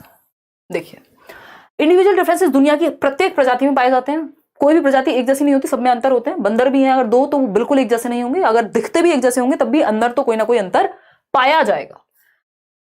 उनमें किसी ना किसी स्तर पर विभिन्नताएं पाई जाती हैं, सही बात है। इंडिविजुअल डिफरेंसेस या वेरिएशंस क्या है, कॉमन है सभी स्पीसीज में। वेरिएशंस से या इंडिविजुअल डिफरेंसेस से, व्यक्तिगत विभिन्नताओं से रंग भरते हैं। जैसे प्रकृति क्या है, डाइवर्स बनती है, नहीं तो सब एक जैसे हो जाएंगे। Variability is a fact of nature and individuals are no exception. यानी ये प्रकृति का नियम है कि हम में वेरिएबिलिटी है, और इस चीज को हम क्या करते हैं, हमें आपको बच्चे की जो इंडिविजुअल डिफरेंसेस है उनको सराहना है, उनको बेहतर करना है। कोई बच्चा है जो स्पोर्ट्स में अच्छा कर सकता है तो उसको वैसा माहौल दीजिए। कोई बच्चा है जो मैथ्स में अच्छा कर सकता है तो उसको वैसा माहौल दीजिए। कोई बच्चा है जो लैंग्वेज में बहुत अच्छा कर सकता है उसको वैसा माहौल दीजिए। तो अपने मेथड में परिवर्तन बच्चों के इंडिविजुअल डिफरेंसेस के अकॉर्डिंग लाने हैं। लेकिन हम क्या करते हैं, फलाना बच्चा है गुप्ता जी का और शर्मा जी की बेटी है, तुम तो इतने नंबर लाते नहीं हो। हमने कहा सब एक जैसे बन जाओ, रोबोट्स बन जाओ, सब डिफरेंसेस हैं कैसे तुम में। जबकि हमें वो डिफरेंसेस को क्या करना था, एक्सेप्ट करना था, या उसको लेके खुश होना चाहिए था कि भाई मेरे 3 बच्चे तीनों अलग अलग तरह के कलाकार हैं, है ना। कोई किसी चीज में अच्छा है, कोई किसी चीज में अच्छा है। लेकिन नहीं, अगर आप खुश भी होंगे तो आपके रिश्तेदार आके कहेंगे अरे आपका फलाने वाला बेटा या बेटी तो अच्छा है, ये सेकंड वाला थोड़ा अजीब है, और ये थर्ड वाला तो कुछ और ही है। तो ये क्या स्थिति, कंपैरिजन हम शुरू कर देते हैं, जबकि हमें इस चीज को एम्ब्रेस करना है। ये बहुत ही अच्छी बात है कि आपके पास वैरायटी है, अदरवाइज बोर हो जाएंगे। नोट देखिएगा, इसमें एक नोट है कि नोट वो वाला नोट नहीं है कैश वाला, है ना, टिप्पणी है, respect individual differences and don't laugh at others. आपको ये चीज ध्यान रखनी है, बच्चों में भी इंस्टिल करनी है कि व्यक्तिगत विभिन्नताओं का आपको ध्यान रखना है, रिस्पेक्ट करनी है उसकी, ना कि बच्चों को एक दूसरे पे हंसना है उनकी जाति या उनके धर्म या उनके शरीर या उनके रंग या उनकी रुचियों के आधार पर या उनके खाने या उनकी भाषा के आधार पर। आप बच्चों में विभेद नहीं करते, बल्कि उन चीजों को आप रिस्पेक्ट करते हैं कि इंडिविजुअल डिफरेंसेस आर देयर, ठीक है। और बच्चे फिजिकल कैरेक्टरिस्टिक्स में अलग दिख सकते हैं, रंग में, हाइट में, वेट में, स्ट्रेंथ में, हेयर कलर में अंतर पाया जा सकता है। इंटेलिजेंट हो सकते हैं कुछ बच्चे, डल हो सकते हैं कुछ, डोमिनेंट और सबमिसिव हो सकते हैं कुछ, क्रिएटिव होंगे कुछ, नॉट सो क्रिएटिव होंगे कुछ, आउटगोइंग होंगे जिनको बाहर जाना पसंद होगा, कुछ विड्रॉन होंगे जिनको बाहर जाना उतना पसंद नहीं होगा। जैसे मैं अगर दिन में आधे घंटे भी बाहर ना निकलूं तो मुझे लगता है कि मैं जीवन क्यों जी रही हूं, है ना। मेरी कोशिश रहती है क्लास के बाद भी अगर मौका मिले तो आधे घंटे हवा खा लो, ठीक है ना, एक कॉफी ही पी लो, मिल लो किसी से अगर पॉसिबल है तो ये क्या हुआ, क्योंकि मुझे हर दिन कहीं जाने की आवश्यकता होती है, मेरा रूटीन बहुत ही फ्लेक्सिबल है। तो ये क्या हुआ, मतलब विड्रॉन नहीं हूं मैं। हो सकता है किसी को घर से निकलना अच्छा लगता ही ना हो, उसको लगे यार मेरे को तो अकेले एकांत में रहने दो, या आप दोनों भी हो सकते हैं अलग अलग समय पे। तो आप आउटगोइंग हो सकते हैं बहुत ज्यादा, किसी को पार्टी पसंद है, किसी को अकेले रहना पसंद है, एकांत पसंद है। The list of variations can be endless. तो अंतरों का जो है अंत, व्यक्तिगत विभिन्नताओं का अंत नहीं है। बहुत तरह की व्यक्तिगत विभिन्नताएं व्यक्ति में हो सकती हैं। अब इसमें बहुत इंपॉर्टेंट चीज है, जो टर्म्स आपके पूछे जाते हैं पेपर में, विद्यालय में यूनिफॉर्म आवश्यक है। यूनिफॉर्मिटी की हम बात करते हैं ना, यूनिफॉर्म समझते हैं आप, सब एक जैसा। अगर ऐसे यूनिफॉर्म के नाम पे स्कूल फेमस हो जाते हैं, हमारे यहाँ एक स्कूल है, उसको मतलब लोग मजाक में बोलते हैं, खैर, हरी वर्दी गुंडागर्दी, कि वहां की जो यूनिफॉर्म है वो कैसी है, हरी है, ग्रीन है। कोई कॉन्वेंट स्कूल है और मान लीजिए किसी और स्कूल की यूनिफॉर्म है, वो एक ही जैसी होती है, तो व्हाइट शर्ट है, ब्लू कलर की पैंट है या स्कर्ट है, या कोई और, मतलब यूनिफॉर्म मतलब सबके लिए एक जैसा। चाहे आप के घर में बहुत अधिक धन है, किसी भी जाति से हैं आप, किसी भी समुदाय से हैं, किसी भी चीज में इंटरेस्ट है, आपको फैशन में है नहीं है, बट यूनिफॉर्म सबके लिए एक जैसी है। इससे क्या होता है, थोड़ा सा ये हो जाता है कि मान लीजिए जिसके पास संसाधन ज्यादा है वो स्कूल में सज के आए, और एक बच्चा है जिसके पास, बेचारे के पास कपड़े भी ठीक से नहीं है, तो वो ना पहन के आए, तो अजीब सी स्थिति बन जाएगी। तो इसलिए ये एक रूपता जरूरी होती है कि यूनिफॉर्म हम बना देते हैं। अभी तक तो हमारी कंट्री में एटलीस्ट हम ये फॉलो कर ही रहे हैं। कोई कुछ पूछ रहा है, सिद्धार्थ साहू कह रहे हैं सीटेट अपियरिंग स्टूडेंट के लिए क्या चांस है केवीएस में, 2 दिन बहुत पेनफुल गए हैं, नोटिफिकेशन देखकर क्या करूं समझ नहीं आता। सिद्धार्थ, अगर आप मुझसे ऑनेस्टली पूछेंगे, अगर मैं आपके दिल को खुश करने की बातें करना चाहूं तो कोई अंत नहीं है। मैं ट्विटर अभियान से लेके जो आप कहेंगे वो भी कर दूंगी, अगर आप कहना चाह रहे हैं। अदरवाइज आप लॉजिकली पूछेंगे और सच में पूछेंगे जैसा सिस्टम है, तो मुझे लगता है होना नहीं है कुछ। अब ये जनरली मैं नेगेटिव बातें नहीं करती हूँ, बट थोड़ा सा अगर हम लॉजिक का प्रयोग करें यहाँ, तो 1 मिनट में हम देख सकते हैं। मैंने बताया आपको 2016 से 18 में वैकेंसी आई थी केवीएस की, और 2016 से 18 तक 2 साल से भी ज्यादा का समय हो चुका था, सीटेट नहीं हुआ था, ठीक। तो उस टाइम पे एक रीजन था कि उन्होंने अपियरिंग में अलाउ कर दिया। क्यों? क्योंकि सीटेट की गलती है कि 2 साल से नहीं निकाला, ठीक है ना। अभी स्थिति क्या, अब आप कहेंगे कि नहीं साल में 2 बार होता था सीटेट, अब 1 बार हो रहा है। अब वो कहें, अब केवीएस भी 4 साल में आई है वैकेंसी, इस चीज पे आप घेर नहीं सकते। जो स्थिति है सरकार को घेरने वाली या संस्था को घेरने वाली, वो ये लॉजिक उतना नहीं बन पाता उनके अकॉर्डिंग। इसमें ये चीज हो सकती थी, मान लीजिए, क्योंकि जो आज सीटेट अपियरिंग में है, ध्यान से समझिएगा, जो सीटेट अपियरिंग में है तो ऐसा तो है नहीं उसकी एज निकल गई है। इसका मतलब वो तो अपनी पढ़ाई अपनी गति से कर रहा था, उसका तो कोई नुकसान नहीं हुआ, ना कोरोना से ना किसी और से। वो तो अभी अगर बीएड या डीएलएड में पढ़ ही रहा है या पढ़ ही रही है तो उसकी एज तो निकल नहीं रही, वो तो अपनी पेस पे पढ़ रहा है। अगर केवीएस वो पहले दे भी देते तो क्या ही हो जाता है ना। तो अब ये इनकी अपनी सेंसिटिविटी है कि ये लोग कर सकते थे अलाउ, जो कि कर देते तो कुछ बुरा नहीं हो जाता। बट अगेन इसमें बहुत ज्यादा बन नहीं पा रही बात, मतलब मुझे नहीं लगता कि इस चीज पे बहुत ज्यादा परेशान होके, या उनको तो लग रहा है आप तो अपने पेस पे चल रहे हैं, क्या हो गया अगले साल फिर दे देंगे, जरूरी थोड़ी 4 साल बाद ही आएगी। तो लेट्स सी क्या रहता है। मेरी तरफ से आप लोग जैसा कहेंगे वैसा हो जाएगा, बट मुझे पर्सनली इस बात में बहुत ज्यादा तर्क महसूस नहीं हो रहा कि इस चीज को लेकर के आपको बहुत ज्यादा उम्मीदें नहीं पालनी चाहिए। अगर कोशिश कर भी रहे हैं बहुत अच्छी बात है, आधार ग्राउंड या रीजंस तो हर चीज के हैं, बट सक्सेस के जो चांसेस हैं वो बहुत रेयर हैं इस केस में, है ना। खैर ये अपने आप में निराशाजनक बात भी है, बट अब इसमें मैं कोई मीठी गोली देके क्या करूं आपको।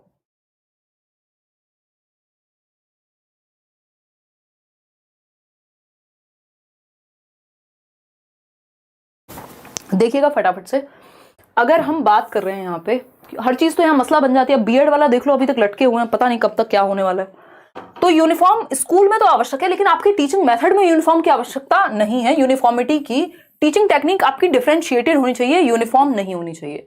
यानी जो टीचिंग मेथड्स हैं वो डिफरेंशिएटेड इंस्ट्रक्शन को फॉलो करना है। ध्यान रखिएगा यहाँ पे 2 वर्ड होते हैं, एक होता है स्टैंडर्ड इंस्ट्रक्शन, यानी जो सभी के लिए एक जैसा हो, और दूसरा होता है यूनिफॉर्म इंस्ट्रक्शन।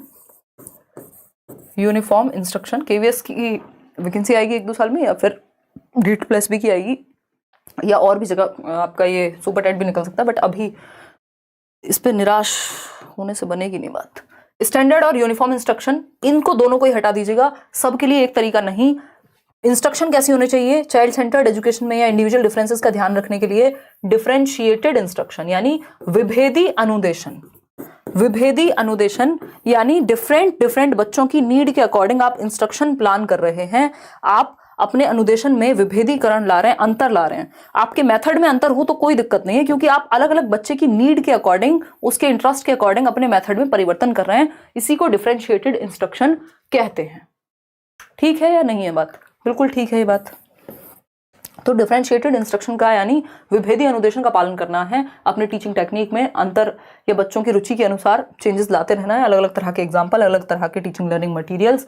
स्टैंडर्ड और यूनिफॉर्म तो सबके लिए एक जैसा हो जाएगा, तो सबको एक मेथड से, सबको एक डंडे से हाँकेंगे तो काम नहीं चलेगा। टीचर के लिए इंडिविजुअल डिफरेंसेस का ध्यान रखने के लिए एक तो आपको एक रूप अनुदेशन नहीं देना है कि सबको एक जैसा यूनिफॉर्म इंस्ट्रक्शन नहीं। डिफरेंशिएटेड यानी विभेदी अनुदेशन, यस ये देना है, ये पॉजिटिव है बच्चों की नीड के अकॉर्डिंग। अगर आपको ग्रुप बनाना भी है बच्चों का तो विभेदी अनुदेशन का प्रयोग करेंगे डिफरेंट एबिलिटीज के आधार पे। ग्रुपिंग अगर हो भी रही है तो होमोजीनियस होने की बजाय, एक होता है होमोजीनियस ग्रुप, एक रूप जिसको हम कहते हैं, होमोजीनियस मत बनाइए, यानी जिसकी सबकी एबिलिटी एक जैसी है। होमो का मतलब ही होता है सेम, तो बिल्कुल सेम एबिलिटी वाले बच्चे हैं जो सब 60% लाते हैं, उनको एक ग्रुप में डाल दिया। ये मत करिए। अगर ग्रुपिंग करनी भी हो तो हिट्रोजेनस यानी विषम रूपी करिए, जहां पे डिफरेंट एबिलिटी वाले बच्चे हो, एक 60% वाला हो, एक 33% वाला हो, एक 90 वाला हो, किसी को ड्राइंग में इंटरेस्ट है, किसी को पेंटिंग में इंटरेस्ट है, तो डिफरेंट टाइप ऑफ बच्चे होने चाहिए आपके एक ग्रुप में, उसको अच्छा माना जाएगा। सेम एबिलिटी वाली ग्रुपिंग से बचना है ना। पहले तो एबिलिटी ग्रुपिंग से ही बचना है और उसमें भी सेम एबिलिटी वाली तो बिल्कुल बचना है। अब आता है मोटिवेशन। तो मोटिवेशन हम करेंगे कल, हम 7 बजे तो हर हालत में शुरू कर ही देंगे, बस मुझे कहीं जाना ना हो कल, जो कि जाना नहीं ही होगा।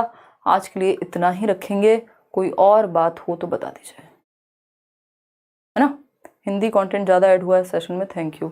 हाँ गोविंद, ये नोट्स उस तरह से बनवाए थे, मतलब बनवाए क्या थे भाई, बनवाए कैसे बोल रही हूँ, तो पाप लगेगा मुझे एक्चुअली। ये नोट्स हंसी आ रही है मुझे। अब मैं आपको पूरी कहानी बताती हूँ। एक लर्नर है हमारे, उन्होंने हमें ये क्लास देख करके कुछ एक नोट्स लिख करके भेज दिए। अब उस टाइम पे क्या हुआ कि वो आ गया हमारे पास नोट्स, मैंने सोचा ठीक है यार, इसको टाइप करा देती हूँ और दे दूंगी, ईजी हो जाएगा थोड़ा मेरे लिए भी, क्योंकि अपना ही लर्नर होते हैं तो वो उसी तरह से लिख लेते हैं। अब मैंने वो टाइप करा दिए, वो थे शायद 12 पेज या पता नहीं 14 पेज, फिर वो बने 26 पेज। जब मैं पढ़ने बैठी मेरे को लगा ये भी ऐड होना चाहिए, ये भी ऐड होना चाहिए, ये भी ऐड होना चाहिए, फिर वो 26 से 47 पेज बन गए। तो अब मैं ये बोलने की अधिकारी नहीं रही हूँ कि बनवा दिए थे, इसमें बहुत मेहनत गई है। तो मतलब कोशिश मैंने ये की थी, ये टाइप करा दिए थे कह सकते हो आप, कि इसमें बाइलिंगुअल सी स्थिति रहे और आप आसान भाषा में समझ पाएं। इसको प्योर इंग्लिश मीडियम में भी दे देंगे, उस पर काम करेंगे बिल्कुल, क्योंकि ये नोट्स वाला ऐसा काम है, आप किसी से करा भी लो ना मज़ा नहीं आता, वो लैंग्वेज का टच ही नहीं आ पाता। मैम कुछ तैयारी नहीं हो पाया है, कुछ आगे मार्गदर्शन कीजिए। बीएड कर चुका हूँ मैंने, आपका पेड कोर्स भी ले रखा है, वीडियो देख नहीं पाता हूँ। अब कमर इसमें क्या करें, 2 बूंद जिंदगी की पिलाएं हैं। अगर देखोगे ही नहीं, दवाई खाओगे ही नहीं, फायदा कैसे होगा सरकार, है बताओ एक बार। तो इतना तो कर ही लो। दूसरा, अगर सीटेट की बात कर रहे हो, अगर नहीं देख पाए हो तो अब तो जितने यहाँ पे यूट्यूब पे मैराथॉन्स चल रहे हैं सिर्फ उनको देख लो। आज करियर रोल पे भी एक क्लास थी तो कुछ 1000 लोग वहां भी होंगे और मैं उनके कमेंट्स नहीं देख पाई हूँ, बट तो आई एम सो सॉरी। चलिए आज कमेंट तो मैंने वैसे भी बहुत कम लिए हैं। कल मिलेंगे 7 बजे, आप तैयार रहिएगा, है ना, और थोड़ा सा पढ़ाई करेंगे। कल हम अभिप्रेरणा करने वाले हैं, उसके बाद हम करेंगे, क्योंकि 7 से 9-10 भी बज जाए तो कोई दिक्कत नहीं है, लेकिन अभी जब 12 बजते हैं तो बहुत ही वो वाली सिचुएशन हो जाती है कई लोगों के लिए। तो ये कहानी है, फिर हम इंटेलिजेंस करेंगे। काफ़ी कुछ है यार करने को, थोड़ा टाइम लग जाए बेशक, लेकिन मेरी कोशिश ये है कि कॉन्सेप्चुअल क्लैरिटी आपकी डेवलप हो, तब तो मैराथन का फायदा। नहीं तो 1 शॉट तो मैं पेपर से पहले कराऊंगी, वो फिर आप उस समय देख सकते हैं, ठीक है ना। केवीएस की फीस बता दो, बता तो दी। जो जनरल पेपर है उसकी 1500 है, जो कंबाइंड बैच है पीआरटी वाला उसमें 2000 है, अभी डिस्काउंट है 15 तारीख तक, और ये बढ़ी हुई थी ऑलरेडी फीस, फिर इस पर चर्चा करके और इसको कम कराया है, तब जाके ये फीस है। इसके अलावा अगर हम बात कर रहे हैं तो आपका पेडागोजी का एक स्पेशल बैच है जो कल से शुरू होगा सिर्फ केवीएस के लिए ही, तो वो भी आप ज्वाइन कर सकते हैं। उसकी फीस 800 से ज़्यादा नहीं रखेंगे, है ना। अब किसी का कोई भी सवाल हो, कोई भी बात हो तो आप पूछ सकते हैं, नहीं तो हम आज का सेशन यहीं समाप्त करेंगे। मोटिवेशन किसी को पढ़ने की इच्छा हो रही है तो पढ़ भी सकते हैं। अब आपकी मोटिवेशन अगर बनी हुई है तो हमें कोई दिक्कत खास नहीं है। अब भूख लग के जा चुकी है। मैं कुछ कमेंट पढ़ लेती हूँ, फिर नेक्स्ट क्लास आपकी, इसके कई सेशन रहने वाले हैं, क्योंकि सीडीपी ही इतना बड़ा है, अगर इसको हम बहुत अच्छे से पढ़ें तो इसी को समझने में टाइम लगेगा। अदरवाइज हिंदी, इंग्लिश, मैथ्स की पेडागोजी एक दिन में निपटा देंगे, क्योंकि कुछ टॉपिक्स तो इसमें भी कवर हो जाते हैं, और ईवीएस में थोड़ा सा टाइम लग सकता है, वो भी थोड़ा लेंदी है, ठीक है ना। हाँ, एनईपी 2020 क्वेश्चन आने के चांसेस नहीं है, चिन्ह आएंगे ही। पिछली बार इतने भर के क्वेश्चन दिए, अब तो एनईपी आ चुकी है ना, वो तो सब जगह आ रहे हैं। अगर आप वाइस प्रिंसिपल से लेकर दुनिया के किसी एग्जाम में चले जाएंगे आज की डेट में, तो एनईपी के क्वेश्चन आपको मिलेंगे। तो एनईपी से आप नहीं बच सकते हैं सरकार। मैंने 2 वीडियो बनाए हुए हैं, एक बार वो 2 क्लासेस अटेंड कर लीजिए एनईपी की। अब आपका कोई भी सवाल हो, सुझाव हो, विचार हो, ये नोट्स आप टेलीग्राम से डाउनलोड कर लीजिएगा, एक बार रीडिंग कर लीजिएगा, और जब क्लास देखेंगे तो और मजा आएगा। बहुत सारी ऐसी एक्स्ट्रा चीजें भी होंगी जो हम डिस्कस करते रहेंगे साथ साथ, जो जरूरी है। आपके एग्जाम सेंट्रिक बात कर रहे हैं हम, अदरवाइज तो जब मैं डेवलपमेंट की क्लास लेती हूँ पेडागोजी स्पेशल में, मुझे लगता है 15 क्लासेस तक चली जाती है एक चैप्टर की। तो वही एक बात है। मैराथन की क्लासेस चलेंगी अभी आपकी, जब तक ये सीडीपी कंप्लीट नहीं होता। इसमें 3 दिन भी लग सकते हैं, 4 दिन भी लग सकते हैं, ठीक है। चलिए, take care, bye bye. Depend करता है, कल अगर हमने 3-4 घंटे खींच दिया तो फिर 3 से 4 दिन में खत्म हो जाएगा। बहुत एनर्जी है अभी, पढ़ाइए। कौन है ये व्यक्ति? हाँ, आज इतना ही रखते हैं, फिर कल मिलेंगे। Bye bye.